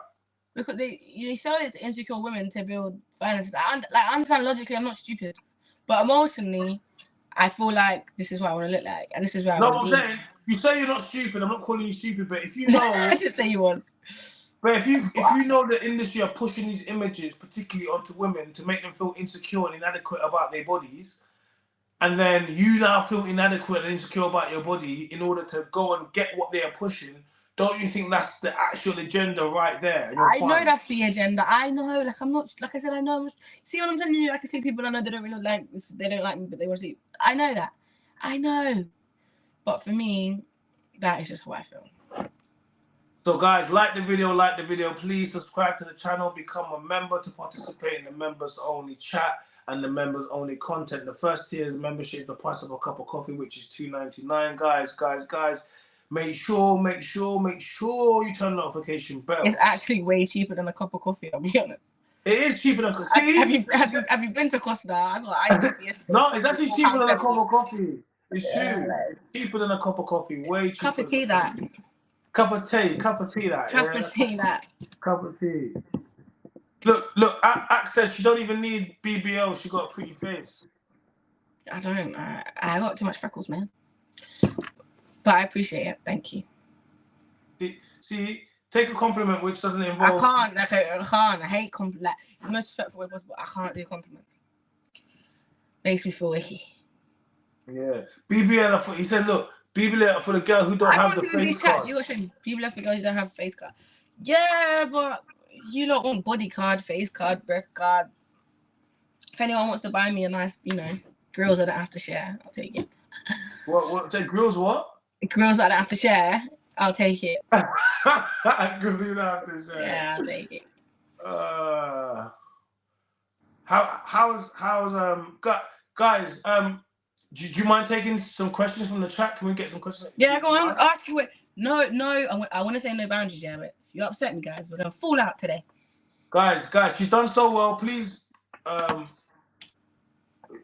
she's done so well. Please don't upset her, please, guys. I'm 4'11", but I'm a scrappers. Don't worry about it. I've been fighting men my whole life. Come on. I can't see them though, so you're gonna have to show me them. Yeah, hold on a second.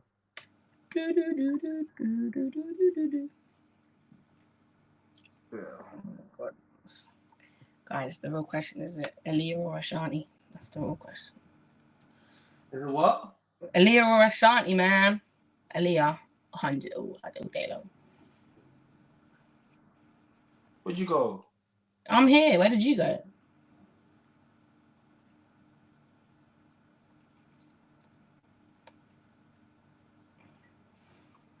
What'd you say? Aaliyah or Ashanti? Yeah. Aaliyah. Aaliyah all day long. Alright, cool. So let's go. What does she think about all her tattoos? Does she consider? Do you want a tattoo tour? Do you want a tattoo tour? Because this is where it gets funnier. I'm not gonna give you the mad thing, but I have the one that stabbed me, one that Shawshanked me in my face. I got his name tattooed twice. Wow. Why? So why did you get it tattooed? Just to make sure he didn't do it again. I got his name, his roadman name, tattooed on my backside, hugely, like not a little one, but huge. And the E is a pound sign because I'm really with the trap, okay? And then I got his initials on my ring finger. And then I have when I was 17 and my man was 27 when I turned 18 and then he was 28. Can you put it to the camera because we can't see nothing? It just says J and it just says J and G, So J and G, so J's not about no more. J's, none of them are about no more. So them all. I don't even have my baby father's name tattooed. And then this one but you don't have Lex. Okay, yeah. This one says Lex. So this was just a boy I was sleeping with when I was like 15, and then he got sentenced to life in jail for murder. Free up Lex. Free Lex 1,000 times. That's one of my coolest people, like one of my favorite. Like he's one of my only male friends that I can't sleep with no more. Well, he's in jail for life, so I don't think that's gonna happen. Yeah, he's right on 25. He just was in the car, man. He's innocent till proven, Oh, I guess he was proven. Wow. And then that's it. I think.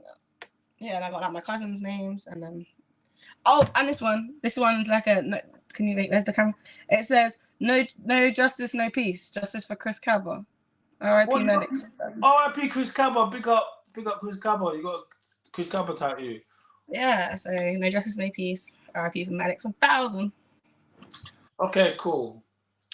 Yes, my tattoos are from trauma. All of them are traumatic. I felt like any more questions? Any more questions for her? Any more questions?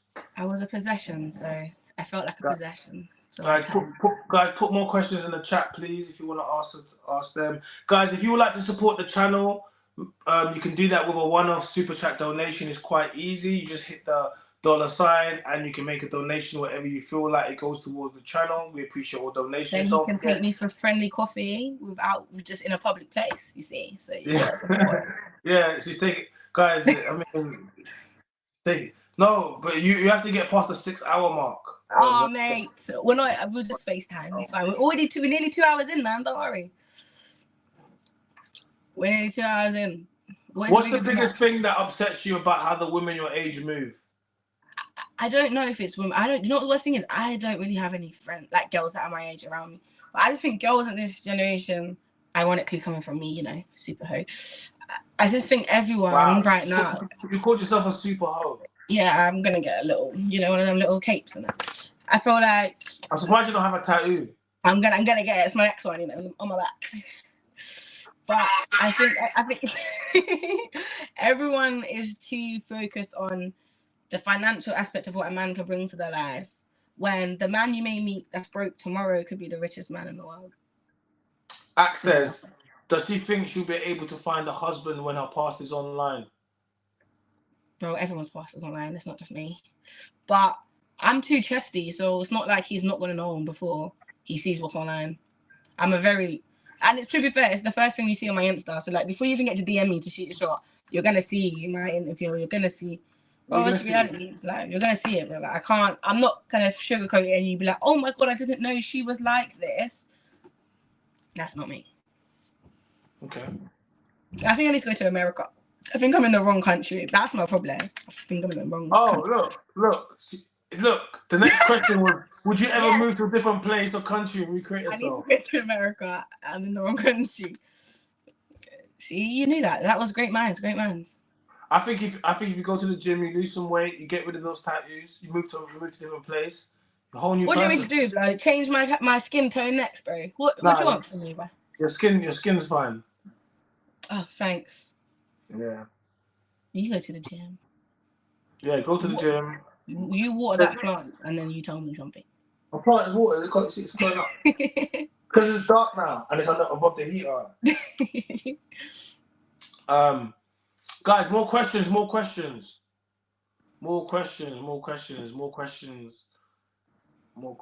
Guys, keep the questions coming. Ladies, we have people in the chat. Make sure you drop some questions, guys. We have quite open. Clearly too open. That was my problem. Kidding. Mm-hmm. They say in America just as worse. Yeah, I know, but at least then I'm socially accepted, you know, like, wow, that's a wild place out there. I need to go to that. He's saying, I'd be the leastest one. Black women are on demon time in America. Well, good. I'm only half, so I'll be half demon, half. She's like, I'm half demon, yeah. Half demon, half delight. You know, that's me. How long have you been single, and how long do you plan on being single? I broke up with my ex in, let's say, September last year. We broke up because I wanted to actually go to uni, and I have So how long's that? Just been just over a year. And I think for a long time, I think it would be unfair of me to give myself to someone, and I am 101 million pieces. I'm like 101 Dalmatians, man. There's too much going on. I think that's good. I really respect that. I believe you should work on yourself before you go outside and start trying to put trauma into relationships with people outside. I do believe that. And I know this is ironic, but I do kind of believe in soul ties. So I feel like I bring a lot of spirits. I'm like bloody captain of a pirate ship. I am carrying all these spirits and dead bodies going on.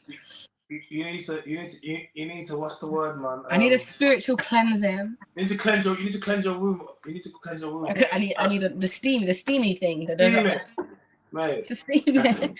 Listen, I'll have a hot shower when we get off the call, and I'll steam it. Let everyone know. I don't think that's enough. I'm gonna keep it real. I don't think that's enough. There has to be something. We'll find it. So I'll look on Amazon. And you need to go see a couple months or something. You need to get you a spiritual. Yeah, that's what I'm saying. I need it. Was you in McDonald's in Wandsworth Bridge last year? That's so random. That is so probably accurate though. But that's like not even a day. Just like, was you in McDonald's Wandsworth Bridge last year? That could have been any time. I don't even know what Wandsworth Bridge is, but I do always be in Mackie D's, bro. Like, probably. I like me, just so you know, my order used to be a garlic mayo wrap, but they don't do that no more, so now it's chicken mayo, extra onion. What are some of the tangible ways you have healed if you haven't gone to therapy? How have you done your healing? Reading. Read, guys. It's good for you. I'm going to get this. I'm coming, man. What book to be read? Ironically, the Quran. Also very good. Or I've got Overcoming Anxiety, and I've got this also in Overcoming Depression. Okay. From Pain to Power. This is very Jesus-y though, ironically. These are all from Amazon, but no, I stole this from the library. But these are from Amazon. Okay. This is quite good. This says overcoming sexual trauma and reclaiming your true identity.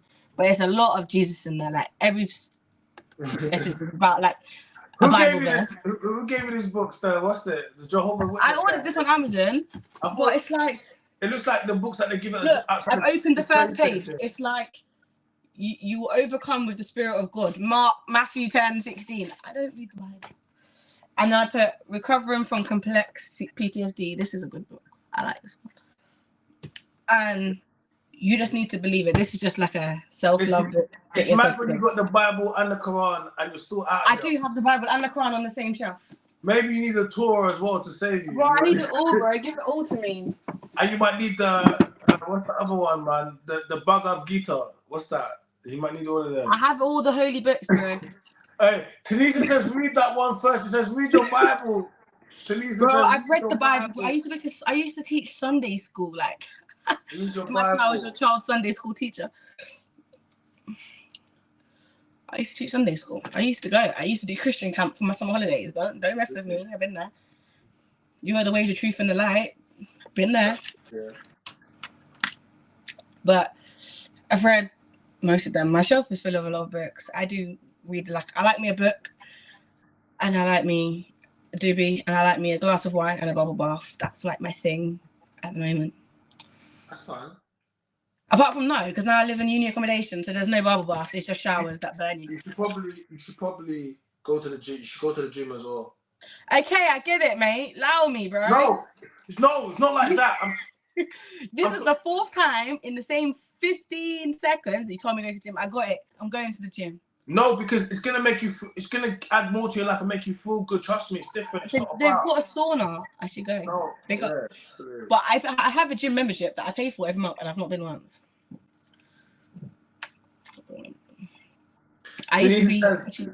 Tanisha says you can read the Bible and go to church all you want. It's the relationship with God that will truly transform you. Do you believe in God? I believe in God. I believe in all the gods. But I had a very hard time with accepting with this whole, you're supposed to love me, so why have I gone through this mad thing. But then that was selfish. Have you heard that God gives his hardest battles to his toughest soldiers? Yeah, but mate, give me a break, bro. Like, the 1 year break will do me nice. No, like, because give me a chance, brother. Because you don't know the path that God's got you on, so he's had to put you on this path. And look where we are now. Well, he nearly put me on a path to the bottom of the Thames. On the platform, and this is gonna help lots of other women as well, like, you know. I know, but like, honestly, I even tried the whole SH stuff. All of that didn't work, bro. I was hospitalized like 26 times. Like, my hospital record's long. I just said, yeah, God's not trying to do me in, so let me just stop now. I'm just marking at myself. By God, I mean Jesus. Yeah, just in case. I got it, baby. Just in case. She's like, I don't know what other God you want to pray to. I don't know which one you're talking about, but yeah, I think with Christianity, I grew up in it. I get it. I think with Islam, I like the discipline of it. That is Rebecca says gym is a good way to teach. If you talk to me about gym one more time, boy, you're gonna. I didn't say that. That's what Rebecca said. Look. I said it wasn't me. It was Rebecca. Look, it is. Look, Rebecca said. I know it's supposed to be really good for your mental health, but you see, just getting in there. That's the whole point. It's good for your mental health. It's cold, man. It's a long walk to the gym. I mean, I get cab to my uni, and it's about a 5-minute walk. I'll be honest. You jog to the gym. Jog. Or walk there. You warm up. We'll make you feel better. I know. Do you know the worst thing is? You know when you know things make you feel better and you don't. I know. But I felt I found comfort in food. I just swap. My problem is, I just swap my devices. So I stopped finding comfort in men, and then I found comfort in food, and then I found comfort in smoking, and I found comfort in liquor. Like, my devices just swap. So I need somewhere that I can just cut the middleman out. Okay. I need a milli. Once I have a milli, I think we'll be happy. See, it gives you structure and discipline. Don't start having this battle, just because I know it's gonna come. Like, don't do it. Well, Christians, yeah, we're not doing it today, guys. That's an argument for a different next week. Okay. How do you feel? How do you feel about tonight's live? How do you feel about it? I appreciate that you don't have no silly unless you deleted all the silly comments, but no silly commenters that want to say dumb things and people are just young. At least your platform come with people that are very understanding with a same kind of mindset rather than being. I'll be honest with you, I'm surprised with them today. But I'll be real, I don't really know. I'm surprised today. I'm gonna be real, but it's not that I'm surprised, but I can't. They would match the tone of the conversation, and this is not.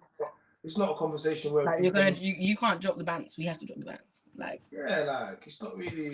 It's nearly been 2 hours. Yeah. This will only be half an hour. Oh, this is light work. We do the 3 hours over here. Don't worry, like 2 hours. No, we do. I've been trying to watch EastEnders all day. Like, what you saying? I've been trying to watch EastEnders all day. EastEnders? Yeah. No, I don't watch. I like to watch other people's life be dramatic. Let them. Mine is dramatic enough. Yeah, and you know, Doug says we can't say anything bad about here. The level of honesty is rare, and we have to respect it. I appreciate your level of honesty. I appreciate. Do you know what's crazy? I get most hate from girls. Yeah. Guys, if you want to see this live, you need to hop across to my YouTube, and then you were streaming live. Click the link in my bio. Search my name and channel on YouTube, and it'll pop up. Find me first. But I get the most hate from girls. Like, if you look at the comment section, especially with Bobby Ann, with my other podcast, most of my hate isn't from men, which I'd expect. You know, men like, oh, she's a hooker. It's from girls, and it's girls that go like, that could never be me. Yo, bro, it really could be you. You know, like not everyone has a million different personalities.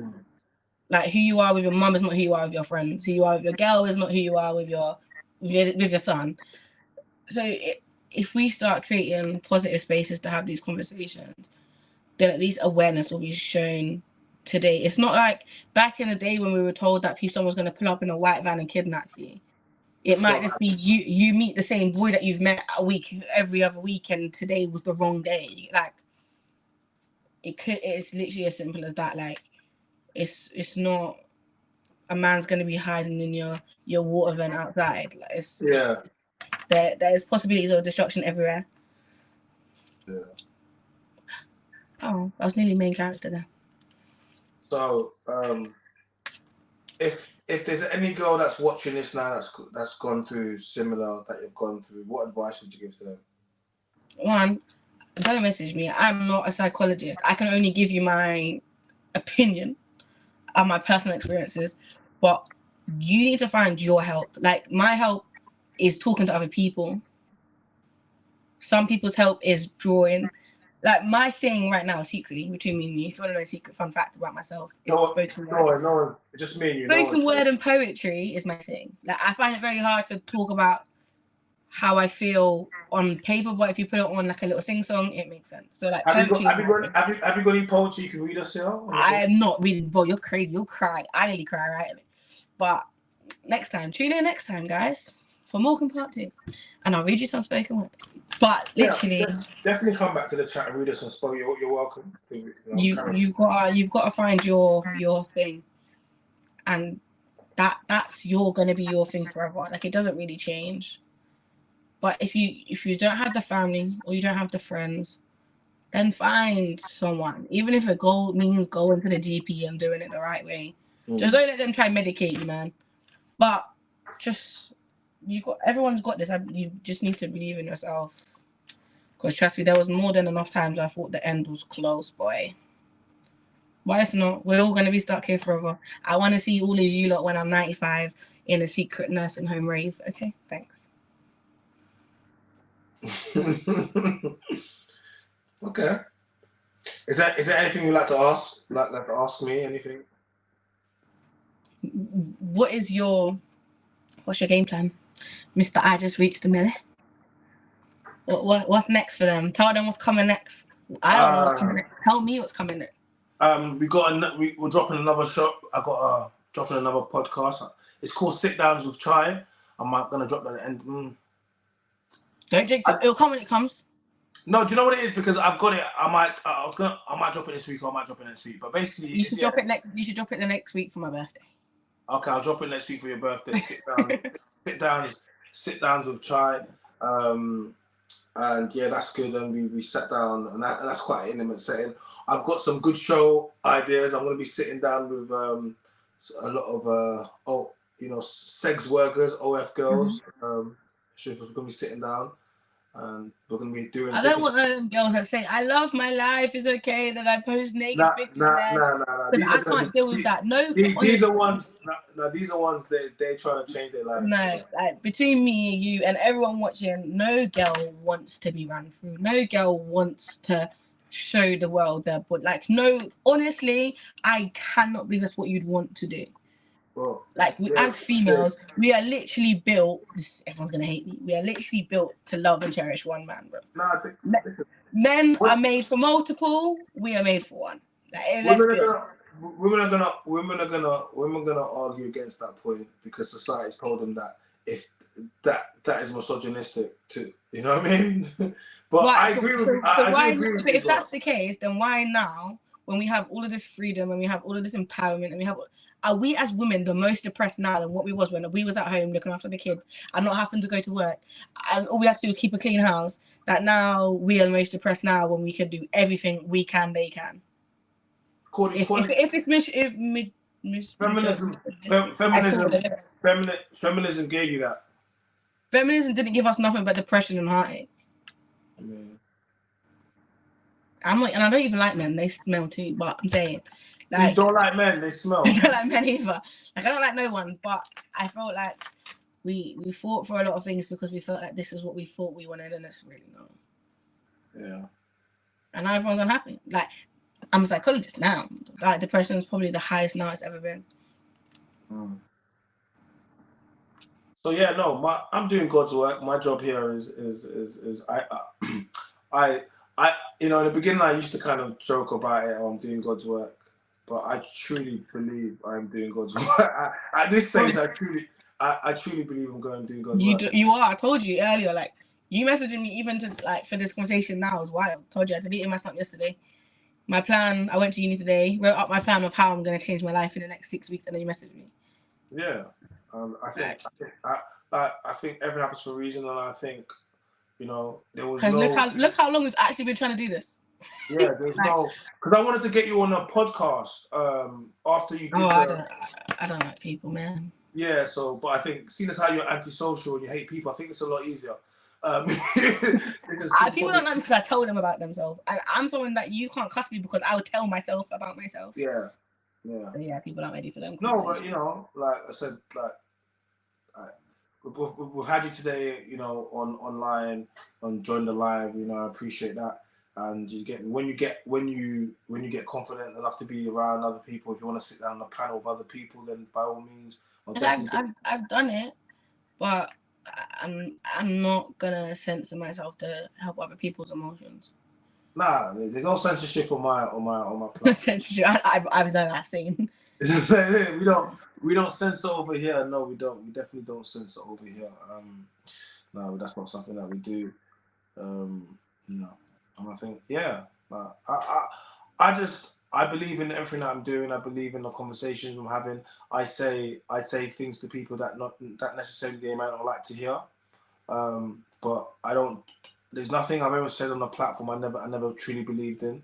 I've never said anything for clicks. I don't care about clicks. I don't care about going viral. If I go viral or people repost it, it's because they repost it. It's not because I'm trying to go viral. I don't believe in that. The next year you're gonna see me, the types of content you're gonna see me do. You're gonna see me get involved in acting, in script writing. Like I said, I read out a play. Yeah, do it all. Yeah, like I just got so many opportunities being thrown at me now. Like I just say yes. Like you know what I mean?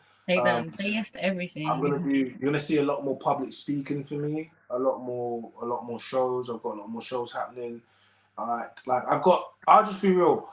Every single day I get opportunities. Every single day, I'm doing voiceover work. I just got so much things that's kind of happening right now, and it feels good to kind of in a space of a year being actually getting to content creating and to be making money from something that you just got into within a year. And a lot of people have been doing it to be monetized on YouTube, to be getting paid for my live appearances and shows.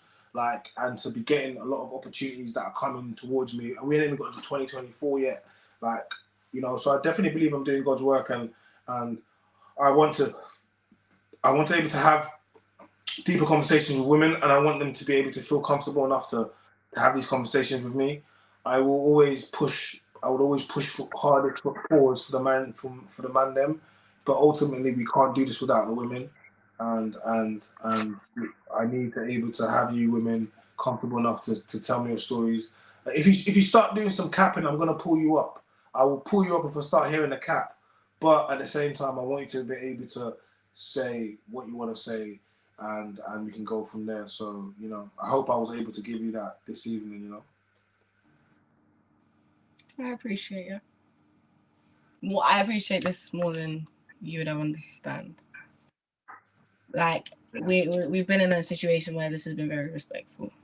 I've been in a lot of situations of other content creators that it wasn't. You've never set out a line, made me feel uncomfortable, or made me feel like I had to offer anything to have this conversation. So, like, even just being able to say you're probably the When you one man that's say make you different. feel like you have to offer anything, how would you mean? Like a lot of people feel like you have to give them something in return for the opportunity to be on that show, or the opportunity to be a voice heard. A lot of people will still manipulate the game to get the game. Yeah, okay. But you're always correct. I appreciate that. No, thank you, and you know, I really I really want to do this, and I understand that in the last year I've made leaps and bounds within the podcasting content, whatever you want to call it, man. I've done it to the point of where, like I said, I monetized, so that makes you a YouTube partner, and you know what I mean. I just got in the game, and I want when I message people, I want them to know that he's messaging me because he's serious. I want when trying to message you or call. If I call your phone, I don't care if with your man, you're gonna pick it up because you're like, oh, it's China, it's a business, it's opportunity.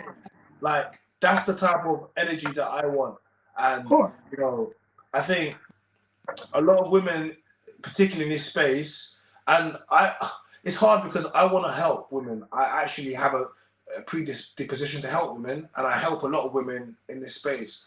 But I think women find it hard, especially attractive women, when you don't want anything from them within the space. So then it kind of makes it hard to kind of be like, you know what, I want to work and I want to help a lot of women because I don't want anything from them. A lot of women find it hard. What do you do with a guy when I can't offer him anything, essentially, you know? Like a lot of girls ask ourselves, or I ask myself, what more, if you took sex out of the equation, can we bring to the table? And not a lot of us can say anything. So. If you take sex out the table, what can you bring to the table? What do you offer? Me. Huh? Me. What's me? As in, no, like, are you asking me the question? Yeah, so yeah, what's me? Yeah. I don't feel like I bring a lot, I'll be honest. And that's really sad as well. I'm the sort of person that will happily sit here and help you be a millionaire and still be on rock bottom myself. So you offer support. That's a big thing for men. It's not, because sometimes when you support men, they get compliant. You supported the wrong men. When you support men that are leaders and on their purpose, that are grinding, that are building, you support them, you get more out of that. When you try to give support to men that are waste men, you don't get anything other than frustration and STDs. Just baby fathers give you those. You know what I mean? But I'm saying, it's just stress, just headache, you know? So I think... I'm going on a 3 week. It's called 333. So someone said that you shouldn't meet a person in real life or after 3 weeks, until 3 weeks talking to them. I don't know if I can do that. That's a lot of time for me to give for you to be a joke man. But what you're automatically thinking, so you want to get straight, you have to allow it to cook up. You can't like, that's my point. I don't really want nothing to cook. That's where I think I was going wrong with people. Okay. It's like, I didn't care if you had... I would happily have been the home wrecker, because I felt like I gained satisfaction Is it gratification from knowing that you give up a happy home to be with me? But you were still going back. You were still going back to your happy home, and I was still going home alone. So I was the one that still lost. Yeah, of course, because you're not really breaking up a happy home, are you? You just you know what I mean? You just give him. I know, but to me, it's like, oh my god, he left his girl, or he hit on his girl for me. Like I should feel special. And that was where, like, he didn't leave. If he left his girl for you, I'm not saying you should feel special, but that would mean you're something. But he's not, is he? I know, but I'm saying that's for me. Growing up was like the mindset I was having was like, okay, cool. I should feel this. I should feel that. When in reality, I was the one that was always at loss. I was one that either got smashed and dashed, or I was one that got cut. I've not gained nothing. Like I have one girl that I like lives in my accommodation, and she's had a boy stay over for like every 4 days out of the week for a month, and they've not even slept together yet. And I'm like, how? Like he's like he just wants to know that I'm good. And I'm like, bro, I couldn't even tell you how that feels. Like I wouldn't have. Would you like to know how that feels? I think I don't know. I feel like I'm a sexual deviant, and I'm an emotional virgin. You're a sexual deviant. That's a big. I was a sexual deviant and an emotional virgin. That's what it was. Like I've never. What are you now? Broken.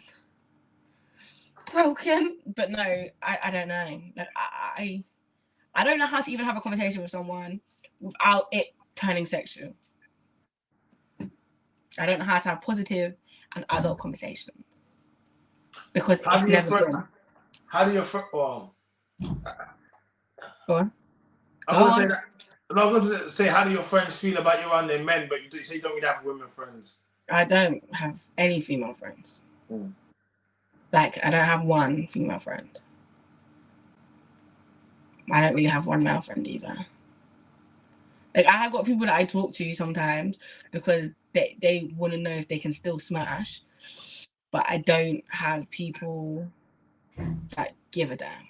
Like if I broke my neck right now, I couldn't have one person I could call. Like if I was stranded in London tomorrow and like I need somewhere to stay, I don't have one person I could call that I wouldn't have to sleep with them to stay. A lot of times me growing up, me sleeping with people was because I had nowhere to be or nowhere to live or nowhere to eat or nowhere to stay. And then you just felt like sleeping with them was just part of the parcel, having something to stay. Like, you get me? Yeah, sleeping with them was a part of the parcel of me having a roof over my head, or me being in the warm, or me being fed.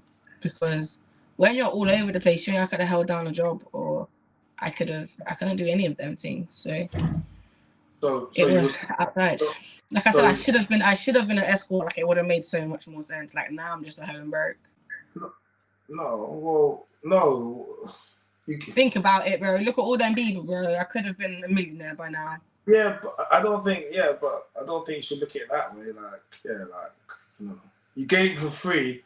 I think if you sold it, it would have been worse. You didn't. You gave it for free because you was broken. You know. If you sold it, it would have brought an air like you knew what you was doing. Doesn't mean you know what you was doing, but you know there's something more pure, how pure it can be about you was taken advantage of, when it sparked a chain of reaction. It was like literally, when you knock the cars down and they fall over one by one. Yeah, like, that's what it's like. And now I'm like at a stop. I'm like, whoa! Like right now, I think I've slept since I moved here so much because I've missed out on so much like sleep, just being comfortable. Rebecca says she was bi. Has she ever been in a relationship with a female? Rebecca, you're fine though. No, but no, never. Oh, Rebecca's got a picture up there. Rebecca's she's fine. Hey, Rebecca, are you shooting your shot, Rebecca? You can come there, you mean? Maybe I'm on the wrong side. That's where it's going wrong. I'm on the wrong side. Rebecca's shooting a shot, boy. No, I've never. Because you imagine, I don't want to be crying over fingers, man. It's crazy. What you do now? You beat me up. I can't even call it domestics because I have to just fight back. I'm not on it. I'm good. But no, I've never been in a relationship with a girl. I don't know. I want to be, honestly, ironically, I'm happy with a polyamorous, what's the word? polyamorous, where there's like two girls and a man. Yeah. If there's two men and a girl, I'll take it. But I'm happy with that relationship. 3 sets of income. Then when I don't want to smash someone else, can smash. That's a spit roast, a gangbang. That's what they're saying. Why? Because it's two guys. Why can't my fantasy be as good as your fantasy? Why must you get two girls? If I get two guys and then I got two super. I personally think that's headache. One of you can build the cupboard and one of you can fix the car, and that's two super strong income. You do realize you're supposed to be on the road to get so now because I want something about polygamy, that's wrong. Because now when I said I wanted two girls and the man, it was fine. No, you're right. No, it's not wrong. It's not, if that's the setup you want and you can live, it's not wrong because. But it was logical. I didn't even say I wanted two guys. Like, you said that. I said I wanted two girls. The reason why I'm not being disrespectful to you. That's why I said to you when you said poly, I was like, I know poly relationships do work, so it might not be the same for everyone else, but I've been doing this enough to know that poly relationships do work. Yeah, for something. But like in reality, a man's gonna cheat anyway. You get it? Yeah. So at least then, if I have to share the dishes with someone and I can share the bills with someone, it makes sense. Childcare, 3 sets of income, logically it makes sense. Okay. See? I like that. I wasn't just thinking crazy bedtime. It's not what I was thinking. Hey, he said I saw you. This is the guy that said he saw you at McDonald's last year, Wandsworth. Well, you didn't buy me a milkshake, so what did me tell you, bro? She's like, you didn't buy me a milkshake, now you want to put up in the comments. What you should do is you should donate and then he can buy me a milkshake. I said what? The guy should donate so then you can buy me my milkshake, yeah?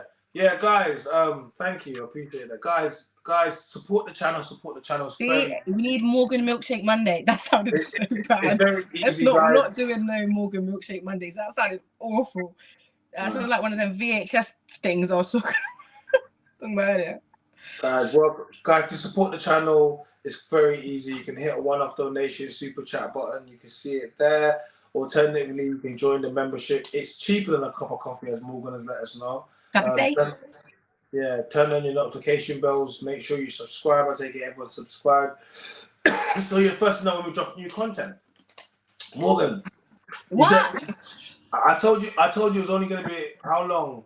Half an hour. I said it's going to be half an hour. And I know. My friend was like, "How are you on the phone?" I'm like, "I'm sorry, stop calling me, man. You're ruining my life." I saw you, Morgan, not that long ago. Low key, you was keeping low key. Low key. He low key seed. That's what he said. He's like, Morgan, I saw you not long ago. He's keeping low key, man, like low key. Like, is he saying he saw me? Like, you saw me like we was together, or you saw me like with your eyeballs? No, he see you in McDonald's. But I don't even know where Wandsworth Bridge is. Boy, he said he see you outside. He said he see you outside. Oh, why? What was I doing? I don't even want to know. Don't even tell me. Guys, is there any more questions you guys would like to ask Morgan? Is there anything else you'd like to ask Morgan as we have it here? Because I'm gonna start to wrap up the live. Because I think it's been quite nice. It's been good evening. Whenever it's a good evening and a good feeling, I try to keep that feeling going. So I'm like, you know what? Before someone says some dumbish up in here and ruins the mood. It's gonna be one of us. Like, it's gonna be me. Before it says some dumb ish and ruins the mood, I think it was really good tonight. Thank you. I think you should get me a healing plant. A healing plant? Mm-hmm. What's a healing plant? I don't know. That's what people normally have when they're healing them plants. I want that one. I actually got a plant for you still. I got a plant for you. Thanks. I got a plant for you. You have to post it to me. Yeah. I got a plant for you. Oh, thanks. I'll give you a healing plant. Then you know what you're gonna do. You're gonna have to look after it, and then we'll I've got a qualification in horticulture. I'm good. Have you horticulture? Okay. Cool. I've got weird. I was told you I was a bad kid, so I've got weird qualifications like car mechanics, horticulture, clay making. That's not weird. Those are good qualifications. When the hell am I gonna learn how to use horticulture unless I build it anyway? Let me stop. Listen. You see where the world is going right now. You go get yourself a man in the farm back home in Africa or somewhere. You guys go build the farm and you go do whatever. I just did my DNA results and I'm actually Nigerian. You know that. Wow, there you go. Go back to Lagos, bro. Go get yourself a man. I didn't even know that. That's actually really good. People should do them DNA results things. Yeah. But 33% is a big percentage. I had to question my mum and my father. I'm like 33% Nigerian, not 1% Caribbean. You're killing me, boss. Straight. What's he saying? Hey, yo, what plant are you talking about? These guys, I'm talking about plants. I actually got a plant that I got a plant for actually. Don't. I was chuckling because I thought like someone was gonna imply that you were talking about love, and he went to eggplant. His man's in the gutter. His man's in the gutter. I'm growing this plant. He's that royal African male that you told me I should find. But that's not even a plant I was thinking of. That plant don't even stand tall, man. I'm good. No, this one is you have to drop it. You have to hang it. You have to hang it. The plants I was gonna get you have to hang. You have to hang from the top. Okay, I get it. No hanging myself with the plant. Yeah. Wow, man said, do you reply to DMs? Hey, man, I'm moving. Guys, what's going on? Healing here. Are you gonna take me to Macca's? Do I get a Mackey's though? Like, man, I'm trying to take you to McDonald's for that milkshake. It's my first day. I'll go. Man, I said, you know what it is? He heard 6 hours. He's like, let's go back to McDonald's. He's already 2 hours in, man. He's good. Man says he's good to go. You're 2 hours in. Yeah, so. It's fine, man. You got a couple 4 more to go, man. We're good. Hey, man is saying Loki is hungry today in the chat. Man, that's why he's at Macca's, bro. He's starving. Nah, not the plant behind me. See, everyone's upset about your plants. No, because the plant behind me is fine, not the plant. I'm talking about, I know what plant, I got a different plant. Not even the one that I showed you. That one there, I have to hang it, is because it drops. You want one that goes up. I do want one that grows up. Yes, I do. Oh, I've got you. Loki is very hungry today. Well, that was massive. Do I reply to DMs? Man, I really asked you to reply to DMs. It's crazy. You can't knock the confidence, bro. That is a smooth way. Like you just put your whole face and name down. That man said you went bait face with it. I like it. Yeah. Yo, big up my guy, 5-star darling. I see you there, bro. My guy.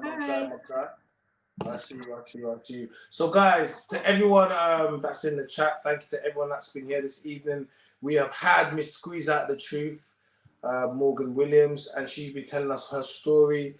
And I can't lie, it's been an eye opener. It's been a horror story for some.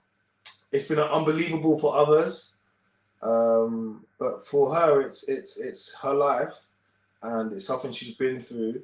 And you know, she might say it in a way where to some people that it just seems as unrealistic, but it's completely realistic. And we should remember that you know, she's still healing and she's still on a journey, you know. And I just think when there's a lot of content of mine that goes out, and people seem to have an opinion that I always go back and forth, women or sex workers or whatever. Like, but it's not that. Like, I get, the more and more I hear these stories, the more it makes me understand why family units are important and why, you know, good men and it's important to raise men right and important to raise women right, because all of these things just seem to be problems that tend to happen or tend to spiral out or culminate later on in life. So yeah, thank you for sharing this with me. It's all education for me. It helps me do what I'm doing, and it helps other people understand that just because your life, you had a good upbringing or it was okay for you, that's not the same for everybody. And I know, and you know, like, yeah, like, it's real stories, man. Real stories, unscripted, real talk. And we didn't plan on this doing today. It was a last minute thing. I asked you to do it today, and you said yeah. And yeah, and you know, we did it today. It was not planned. It was quite a last minute thing. So I thank you for because I just literally reached out. I don't know. I think I see you post something, and I reached out to you straight away, and I was like, "Yo, can you pull up today and have a talk?" And then you did. So thank you. Yes, right. Anything else you guys want to ask Miss Squeeze Out the Truth, aka Morgan Williams? Shout out your social media because I don't even know what it is. What is it? It's Morg's X. I think. Yeah, If I type in Morgan Williams, it comes up. There's only one name. Yeah, it's underscore. I can look at it now. It's underscore. It's Morg X on Instagram. See, something like that. But I think if we get, I'm gonna make a deal with y'all. If we can get 5 donations by the end of this live, including the ones that we already got, I will put up to a panel show. Guys, hey, hit the super chat. Guys, hit the super chat. Did you hear what she said? If we can get 5 donations, you're gonna pull up to my live. Guys, look, she's done 2 hours and 15 minutes. Let's hit the super chat, guys. Where's my moderators, guys? Where's my moderators, guys? You know what I'm gonna do? Next one, I might just do members only. When I do members only chat, you guys are not gonna be able to comment. No, you're not gonna like it. You're gonna be like, you're gonna be upset. You're gonna be very upset. You're not gonna see me in the McDonald's. I'm telling you. Hey, Loki, hit the super chat. She said if you wanna, Loki, she said to hit the super chat. She said she said to hit the super chat. Big up Blue Baddie. I see Blue Baddie. Big up Blue. When are you gonna pull up, Blue? Me and Blue had the most viral content. Do you ever see the clip of me and Blue Baddie of Sinner's podcast? No. When she's like, she was just, mate, she was a demon that night. She was. Sinner's is supposed to be good. That I heard that good. Yeah, big up Sinner's podcast. I got one with them. Big up Sinner's podcast, the world's most dangerous podcast. Me and Blue Baddie, there she is in the chat. Me and Blue Baddie, it went so viral. It was like she hated me, but guess what? Me and her are so cool. Big up Blue, that's my people's then. Like she's on a road to she's done a 360. She's on her healing journey. It's not overnight. Not overnight, but she's definitely doing well. But damn, she made 10 grand off that clip in a week. I'm like, Blue, where's my money, Blue? Where's my peas at? Me? How you think? Big up Blue, man. We got love for Blue, man. Listen, she did better from them clip than most of these girls out here. Blue did the best out of everybody. Like, well, she's doing better than most of these OFers. I'm just saying. What do you mean? Next one, I see she went and bought a blue TT. Then she went and bought a blue outfit and flew on a blue plane to Disneyland for like blue weeks. Big up Blue, man. You know what it is? It's just because it was so viral and it was so, a lot of people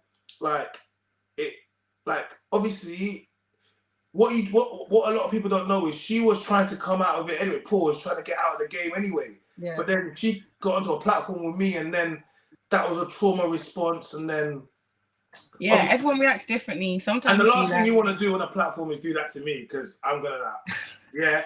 And then that's what happened. But you know, that was the beginning of her looking in the mirror and saying, actually, I'm not happy about certain things. I've got a son and I want to do better for my son. She already had a business, it was doing well. She was trying to figure out and it becomes, look, I'm not going to tell a woman that's built a good business on an OF to be like, just drop it, and then how you gonna replace the money? No, you need to figure out how you're gonna replace the money before you drop it. Do you get me? Yeah, and I think that's the bit game plan. You need a game plan to get out. But a lot of girls don't have no game plan. I was just trying to say, have you got a game plan? And she's got a game plan. If you've got a game plan, you know, I mean... No, you got it, Mama. I pray for your success. Yeah, do what you got to do to get yourself out. But remember, if you don't have a game plan, you're going to end up one of those women that's stripping in the nightclub at 45 and doing only OF. Do you get me? So I'm saying... You do not like OF, innit? Jesus Christ. Huh? You and OF hits a spot in your... makes your blood boil, innit? Don't you know? OF and baby mamas are my thing. Don't you know? Wait. OF and baby mamas are my favourites. I love them. Someone should have screen recorded that bit. I'm telling you. Everyone does. I say it all the time. They know I got love for them. I got love for the baby mamas and OFs. I'm not picking them, but I have to have love for them. I have to have love for them because I'm here to help them. I'm doing God's work. So how can I have love for them? Shout out to all you OF girls and your baby mamas and you strippers. I know it seems like I don't got love for you. What about me? I was the free hoe. What about me? Just because I didn't put a price on it, there's no love for me. Shout out to all you free hoes. No, I mean, I'm here. Hoeing for fun. You're on my live right now, aren't you? So So basically, right now I'm Captain Saberho. Oh my god! I'm gonna get you that on a t-shirt for your Christmas. So you're gonna be what? Captain Saberho, and I'm gonna be Captain Superho. Which means that's what we're gonna do. That's our thing now. Hey, man's Captain Saberho tonight. Oh my god. Big up Blue Baddie, man. Hey, big up Blue Baddie. Big up Blue. Hey, Blue, shout me, Blue, because I need to get you on the platform. Blue, you need to come down to London on the platform. She was supposed to come down, then she crashed the car. Where is she from? In Birmingham. Yeah. No, wait. No, around the corner, man. Let's go get drunk. No, Blue's not even from Brum. She's from Mane. She's from. But I met her on Sinners. But she's cool, man. She's cool, man. You should meet her in Brum, and then you can meet us halfway. I'm in Birmingham. No, I'm coming to Brum Pause next month because I've got quite a few. Are you going to the Sinners event? I'm just promoting the man there. I think the Sinners have got an event on the 16th. Yeah, I'm there. Sinners meet No Behaviour. Sinners and No Behaviour, one night only in Birmingham. Shout out to Punch Pappy, shout out to Bino, shout out to Margs, shout out to Speedy, shout out to my guy Lecco, Essa, all of the Sinners, Brum. Shout out to my Brum. You know your boy's gonna pull up. Hey, I did a show in Brum 2 nights ago. Shout out to the Grapevine Podcast. Oh my god, why didn't you shout me then? Should have shouted me then, man. I was in London 2 days ago. No, you should have pulled up still. You should have pulled up. But listen to this. That was 2 nights ago in Brum. Shout out to Brum, Birmingham. Brum. You sound like the car, bro. Yeah, like, I've never seen women get so triggered in my life. I've never seen this. This is the first time. Like, women started walking out on my soul. I've never believed this. Like, they got so triggered they started walking out. So it was like the room was full of baby moms, so they didn't like what I was saying. I could get it, but damn, women, I pulled out my whiteboard. All I did was pull out my whiteboard and a couple pens. Anyone would have thought I pulled out an AK-47. How dare you right there to the board? Oh my, it was hard work. It was hard work.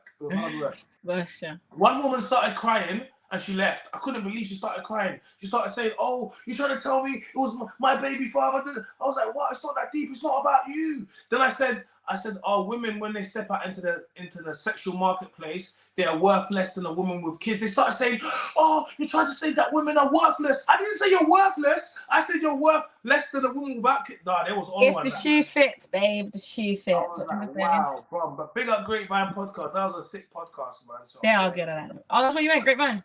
Yeah, it was Grapevine. Yeah, but I got a couple.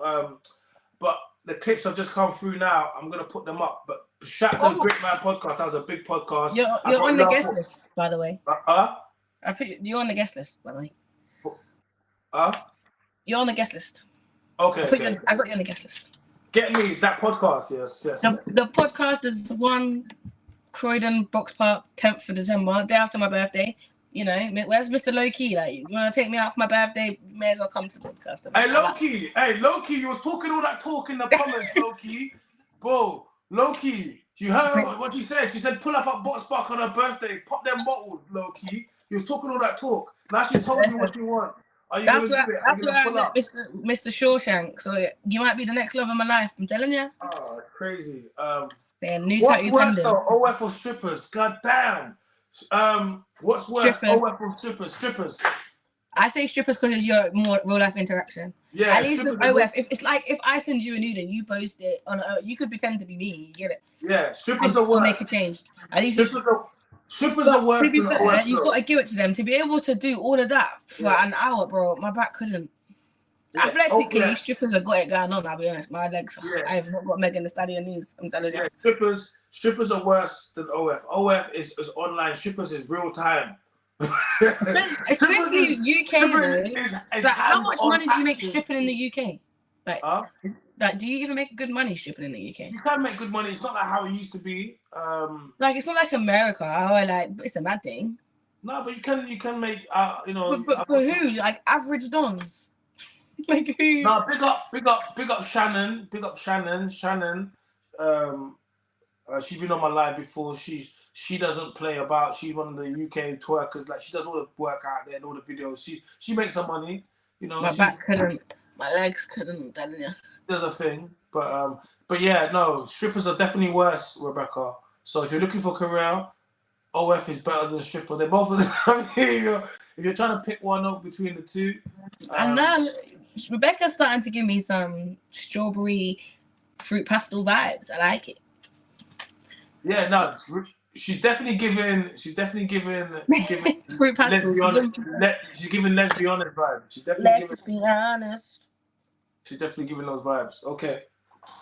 Sorry if we miss, sexualize you. You can't, you got to apologize now. It's 2023. Oh, no, it's fine.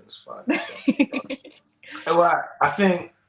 Look, she's laughing because she knows it's true. Shout out to Cam, Killer Cam, big up Cam. Cam, I didn't even think big up Cam. You've been in the chat as well. I think you came a little bit later today. I don't know if I shouted you out, but big up Cam. We see you. These are some of the regular people in the chat, guys. It's always good to have all of you guys here.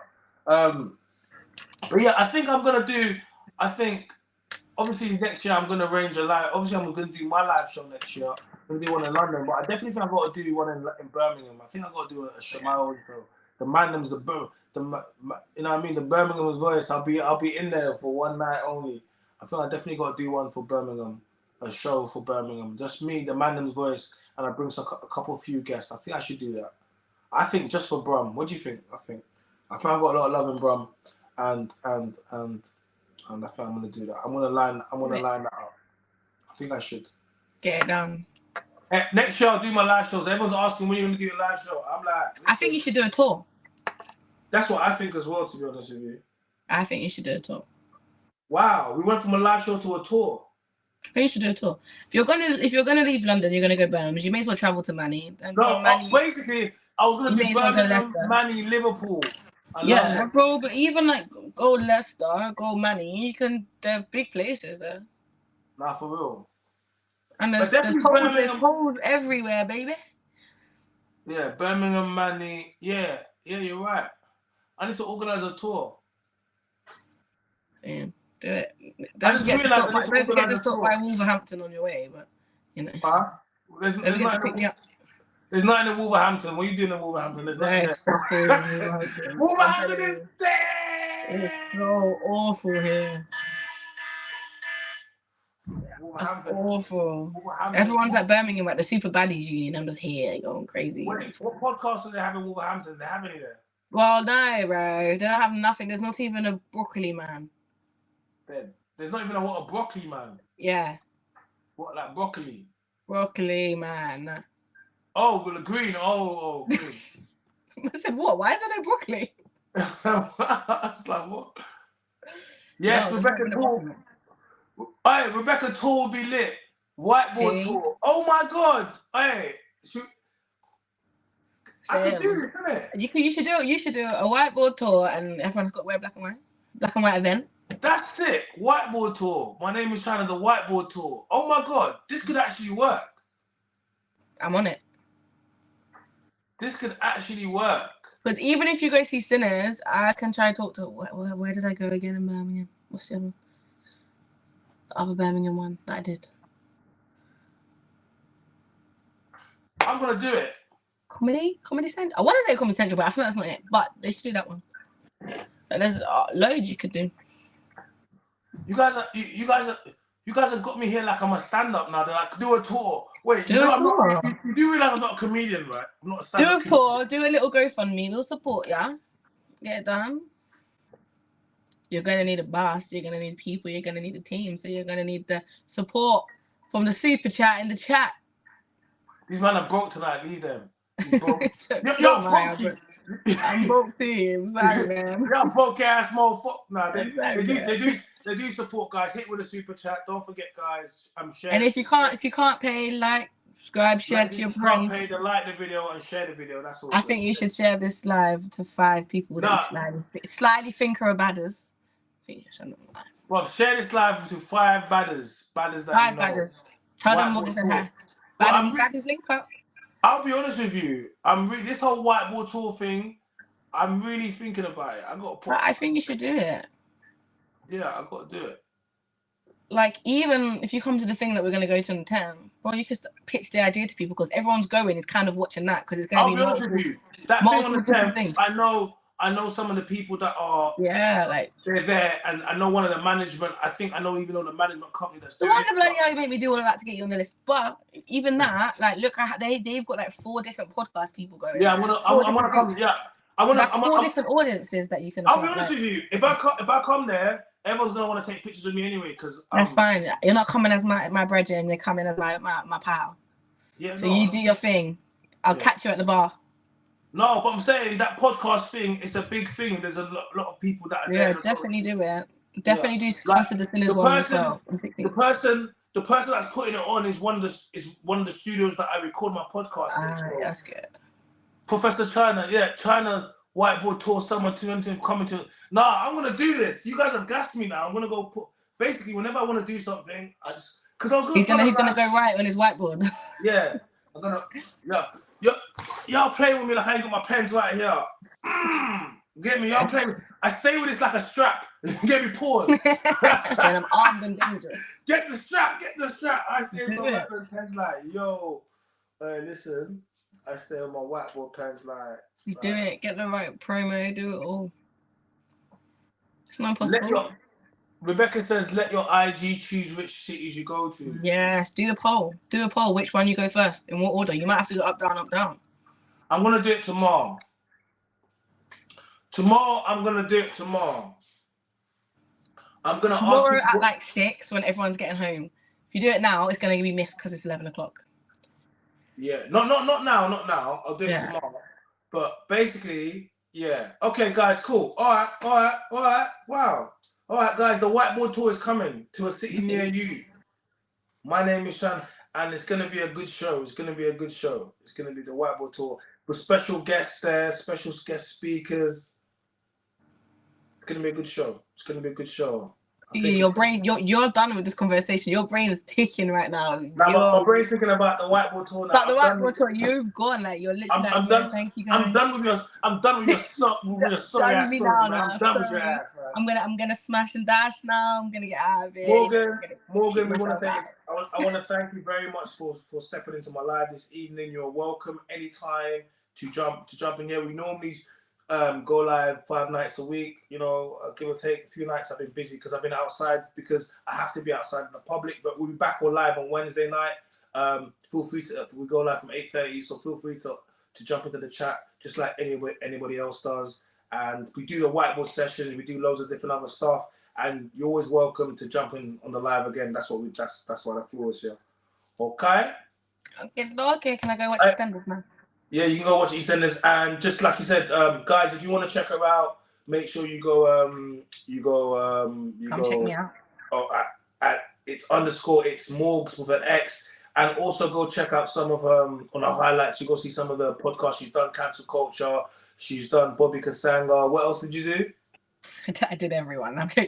I did Chantal Sophia on Bounce's platform. Yeah. I've done MILF and Honey podcast, but I don't think they exist anymore. I've been outside. I've done them all. Yeah. But she's this been is my outside. She's done the rounds. That sounds so bad, but she's done the rounds. Done the rounds, man. She's done the rounds, and now she's now I'm here. Now she's here. Okay, so thank you very much for tonight's for just being yourself, being true, and sharing some deep parts of your life with us. Okay. Appreciate you. Thank you very much appreciated. Thank you. Yeah. Guys, how was that? Healing takes time. A big thank you to our guest, Morgan, Miss Squeeze Out the Truth. Big you up. Thank you for that story. It was a lot for people, but it was important for us to hear it. And I hope on your journey to healing, you do take your time, and I hope that this live contributed to that journey, because I think it did. I think it did. I think it did.